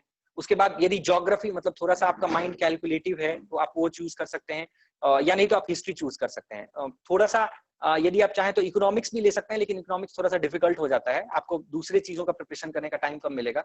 तो you can tick this like this की आप पॉलिटिकल साइंस पहले, फिर उसके बाद सोशियोलॉजी, फिर साइकोलॉजी, फिर ज्योग्राफी, ये सब कुछ कुछ अच्छे सब्जेक्ट्स हैं जो आप आर्ट्स में अपने लाइफ को आगे बढ़ाने के लिए यूज कर सकते हैं। इंग्लिश लैंग्वेज एंड लिटरेचर भी चूज कर सकते हैं आप, लेकिन उसके लिए क्या होगा कि आपको इंटरव्यू में थोड़े इंग्लिश लैंग्वेज एंड लिटरेचर से क्वेश्चंस फेस करने पड़ेंगे। तो यदि आप उसके लिए तैयार हैं और आपको इंग्लिश में इंटरेस्ट है या किसी भी लैंग्वेज पेपर में इंटरेस्ट है, तो वो भी अच्छा ऑप्शन है, वो भी आप चूज कर सकते हैं। तो ये आपकी क्वेरी। और दूसरा एनसीसी, हाँ, तो एनसीसी जो है वो गवर्नमेंट ऑफ इंडिया का एक डायरेक्टरेट है, बेसिकली इंडियन डिफेंस सिस्टम का ही एक डायरेक्टरेट है। एनसीसी का गठन किया गया था ड्यूरिंग चाइनीज वॉर। जब चाइनीज वॉर हम लोग कर रहे थे, उस टाइम एनसीसी का गठन किया गया था कि हम लोग अपने ट्रूप्स को तैयार रखें यदि जरूरत पड़े ट्रूप्स को फ्रंटियर्स पे भेजने के लिए। तो एनसीसी का अभी फिलहाल कोई डायरेक्ट फायदा तो नहीं है, लेकिन एक फायदा क्या है कि एनसीसी आपकी लाइफ को ना एक पर्टिकुलर वर्क शेड्यूल में ढाल देता है। मतलब आपको इस टाइम पे ये काम करना है, आपका एक डिसिप्लिन लाइफ जो है वो बन जाता है। और इतना ही नहीं, वो आपको एक बायो में, मतलब जब आप इंटरव्यू के लिए जाते हैं तो उससे पहले आपको एक अपना ब्रीफ डिस्क्रिप्शन देना पड़ता है कि आपने क्या क्या किया हुआ है, आपकी क्या क्या हॉबीज है। तो वो आपके बायो में यदि एनसीसी आपने मेंशन किया और आपने यदि किया हुआ है, आप ज्वाइन कर चुके हैं, आप ट्रेंड है, एनसीसी ट्रेंड है, तो वो एक अलग इम्पैक्ट जो है वो क्रिएट करता है। मतलब ये दिखाता है कि हाँ, आप पहले से ही एक स्पोर्ट्स कम डिफेंस सर्विस में थे, जिसकी वजह से आप में जो है वो आपकी जो एजिलिटी है वो काफी अच्छी होगी, आपकी प्रॉब्लम सॉल्विंग काफी अच्छी होगी, डिसीजन मेकिंग एबिलिटी आपकी काफी अच्छी होगी। तो ये बेसिक फायदा आपको मिल सकता है। सर, बच्चे बहुत ज्यादा क्वेश्चंस पूछ रहे हैं और मैं रोक नहीं पा रहा हूँ उनके क्वेरीज को, है ना? बिल्कुल बिल्कुल बिल्कुल क्वेश्चन सर। और आपसे पूछना चाह रहा हूँ। एक बच्चे की क्वेरी है जुडिशरी के लिए, वो चाहता है जुडिशरी में आगे जाना। और एक दूसरे बच्चे की क्वेरी है कि वो स्मॉल टाउन से बिलोंग करता है, झारखंड से, देवघर से। तो वो पूछना चाह रहे हैं कि मैं यूपीएससी की प्रिपरेशन कहाँ से करूं, और मुझे लगता है कि आप उसका एक सही सजेशन उसे दे पाएंगे। वो अभी कौन से स्टैंडर्ड में है, ग्रेजुएट हैं या फिर नॉन ग्रेजुएट हैं? 11th, अभी जस्ट 11th में आए हैं। अच्छा, अभी जस्ट 11th में आए, ठीक है। उस बच्चे ने।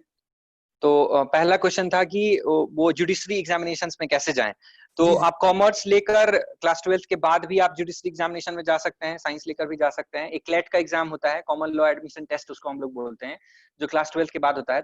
तो आप यदि क्लेट में आपका रैंक अच्छा रहा तो आपको गवर्नमेंट कॉलेजेस हैं बहुत सारे जो जुडिशरी की जो डिग्री प्रोवाइड करती है, तो आप उसमें पहले आपको वहां से एक डिग्री लेनी पड़ेगी और फिर उसके बाद जो है सो आपको अलग अलग जुडिशियल सर्विसेज का एग्जाम देना पड़ेगा। स्टेट जुडिशियल सर्विसेज का एग्जाम अलग होता है, सेंट्रल जुडिशियल सर्विसेज का एग्जाम अलग होता है। तो आप पहले आपको वहां से एक जुडिशियल सर्विस की जुडिशियल डिग्री लेनी पड़ेगी। तो सबसे पहला काम आपको करना पड़ेगा कि आपको क्लेट का एग्जाम पास करना पड़ेगा अच्छे रैंक से, यदि आप चाहते हैं कि आपको गवर्नमेंट इंस्टीट्यूट मिले तब, गवर्नमेंट यूनिवर्सिटी मिले तब। दूसरा, आपको जब आप वहां पे काम पढ़ते रहेंगे तो उसी समय आप जो है सो वो कोई भी जुडिशियल सर्विसेज जिसमें आप इंटरेस्टेड हैं, जैसे सेंट्रल गवर्नमेंट का जुडिशियल सर्विसेज का एग्जाम अलग होता है, स्टेट गवर्नमेंट का अलग होता है, तो आप स्टेट जुडिशियल सर्विसेज की प्रिपरेशन करना स्टार्ट कर सकते हैं। जुडिशियल सर्विसेज करने के बाद आप डायरेक्ट जो है वो फर्स्ट क्लास मजिस्ट्रेट या मजिस्ट्रेट लगते हैं, या फिर आप डिस्ट्रिक्ट जज या सेशंस जज लगते हैं। तो ये बहुत ही अच्छा जॉब है और ये काफी अच्छा कैरियर प्रोस्पेक्ट है ये भी, यदि आप करना चाहते हैं तो। और बहुत हाई पेइंग भी है, बहुत ज्यादा इसमें आपको रिस्पेक्ट भी मिलता है और फिर ये ओवरऑल कैरियर प्रोस्पेक्ट के लिए बहुत अच्छा है। तो आप आप यदि अभी से करना चाहते हैं प्रिपरेशन, तो आप क्लेट के बारे में थोड़ा सा पता करें, इंफॉर्मेशन ले कि क्लेट क्या होता है, सीएलईटी कॉमन लॉ एडमिशन टेस्ट। दूसरा जो क्वेरी था कि 11th में है वो और यूपीएससी की प्रिपरेशन वो करना चाहते हैं तो वो कहाँ से करें। तो बेसिकली मैं अभी आपको ये बोलूंगा कि अभी आप 11th 12th की जो कोर आप जो पढ़ रहे हैं, जो बेसिक है आपका, अभी उसको आप अच्छे से कंप्लीट करें। जब आप फर्स्ट ईयर में जाएंगे तो उस टाइम आप सब्जेक्ट सिलेक्ट करें अच्छे से जुडिशियसली, और उस टाइम से आप प्रिपरेशन स्टार्ट करें, क्योंकि 11th 12th जो है वो प्रिपरेशन करने का एक बहुत अर्ली स्टेज हो जाएगा जब आप यूपीएससी के लिए तैयार करना चाहते हैं। हाँ, लेकिन आप अभी से कुछ कुछ कर सकते हैं। आप क्या कर सकते हैं कि जैसे मैंने बोला कि आप यदि कोई मैगजीन आप रेगुलर यदि पढ़ना स्टार्ट कर दें, एक हैबिट बना लें कि मुझे ये मैगजीन पढ़ना है। और जो भी गवर्नमेंट जॉब की प्रिपरेशन कर रहे हैं, मैं उनको एक बात बताना चाहूंगा कि एक बहुत ही इजी मैगजीन आती है, वो बहुत, it is a fun reading, मतलब आप कोई भी पढ़ सकता है उसको, कोई भी जो तैयारी कर रहा है वो भी, जो नहीं तैयारी कर रहा है वो भी। अरिहंत की एक मैगजीन आती है मार्केट में, युवा, वो फोर्टनाइटली आती है, 15 रुपए में मार्केट में अवेलेबल है। तो वो यदि मैगजीन आप ले लें तो उसमें बहुत कुछ आपको सीखने को मिल जाएगा। मतलब वो गवर्नमेंट जॉब की प्रिपरेशन के कॉन्टेक्स्ट से मैं ये नहीं बोल रहा हूँ, मतलब आपको उसमें बहुत सारी चीज मिल जाएंगी कि अभी क्या चल रहा है या फिर अभी क्या हो रहा है, कुछ स्पोर्ट्स की न्यूज आपको मिल जाएंगी, कुछ एंटरटेनमेंट की न्यूज मिल जाएंगी। बेसिकली वो स्टूडेंट फोकस्ड ही है। अरिहंत की युवा मैगजीन आती है, कोई भी बुक स्टॉल पे मिल जाएगी जहाँ पे कॉम्पिटेटिव बुक्स वगैरह मिलते हैं। तो ऐसे आप 11th में, क्योंकि या फिर इससे पहले भी जो 9th के एक स्टूडेंट ने क्वेश्चन पूछा था, तो वो भी युवा मैगजीन लेना स्टार्ट कर सकते हैं। युवा बहुत अच्छा स्टार्ट करने के लिए। बाद में जब आप युवा पढ़ लेंगे कुछ महीने, 6-7 महीने, और आपको लगेगा कि नहीं अच्छा है, तो बाद में आप एक योजना करके एक मैगजीन आती है वो आप स्टार्ट कर सकते हैं। लेकिन अभी आपको 11th 12th के ऊपर ज्यादा अच्छे से फोकस करने की जरूरत है। जहां तक प्रिपरेशन की बात रही, तो प्रिपरेशन आप कहीं से भी कर सकते हैं, इरिस्पेक्टिव। यूपीएससी में तो आपने देखा होगा कि एक सुदूर गांव में रहने वाला, मतलब किसान का बेटा भी यूपीएससी निकाल सकता है, और एक दिल्ली में बैठ के प्रिपरेशन करने वाला 6-7 साल से वो कर रहा है, फिर भी उसका नहीं हो रहा है। इवन जो आप दिल्ली में जाएंगे, यदि आपके कोई रिलेटिव रह रहे हो या मुखर्जी नगर, लक्ष्मी नगर में आप जाएंगे, तो वो बोलेंगे इट इज नॉट अ, मतलब बहुत आसान नहीं है ये, मैं 7 साल से प्रिपरेशन कर रहा हूँ, मैं 9 साल से प्रिपरेशन कर रहा हूँ। बट बेसिकली हमें ये पता ही नहीं होता है कि हमारी स्ट्रेटजी क्या होनी चाहिए, मतलब हमें क्या पढ़ना है और क्या नहीं पढ़ना है। ये जब तक आपको नहीं पता चलेगा तब तक आप कोई भी एग्जाम नहीं निकाल सकते हैं, चाहे वो कोई भी कुछ भी हो, एग्जामिनेशन हो। तो ये आपको ध्यान रखना पड़ेगा। चलिए सर, थैंक यू, बहुत अच्छा इन्फॉर्मेशन आपने दिया, और मुझे लगता है कि सारे बच्चों को इस सेमिनार और एज वेल एज वेबिनार से बहुत ज्यादा फायदा मिला होगा। Thank you so much sir for inviting me. मंजिलें उन्हीं को मिलती है जिनके सपनों में जान होती है। पंखों से कुछ नहीं होता मेरे दोस्त, हौसलों से उड़ान होती है। और मुझे पूरी उम्मीद है कि इस पर्टिकुलर सेमिनार के बाद हमारे सारे बच्चे और भी मोटिवेटेड हुए होंगे और भी अपने आप को बेहतर करने के लिए लगातार अग्रसर करेंगे। तो इस तरह के और भी सेमिनार, और भी वेबिनार, और भी कुछ इम्पोर्टेंट पर्सनालिटीज को मैं हमेशा कोशिश करूंगा आपके सामने लाऊं, और इसी तरीके से आप लोगों का सहयोग उम्मीद करूंगा। Thank you, thanks a lot, thank you for making this seminar very well and successful. Thank you, thanks a lot. Thank you sir. Thank you so much sir. Thank thank you you. thank you sir. Thank you, sir. Thank you. Thank you, sir. Thank you sir. And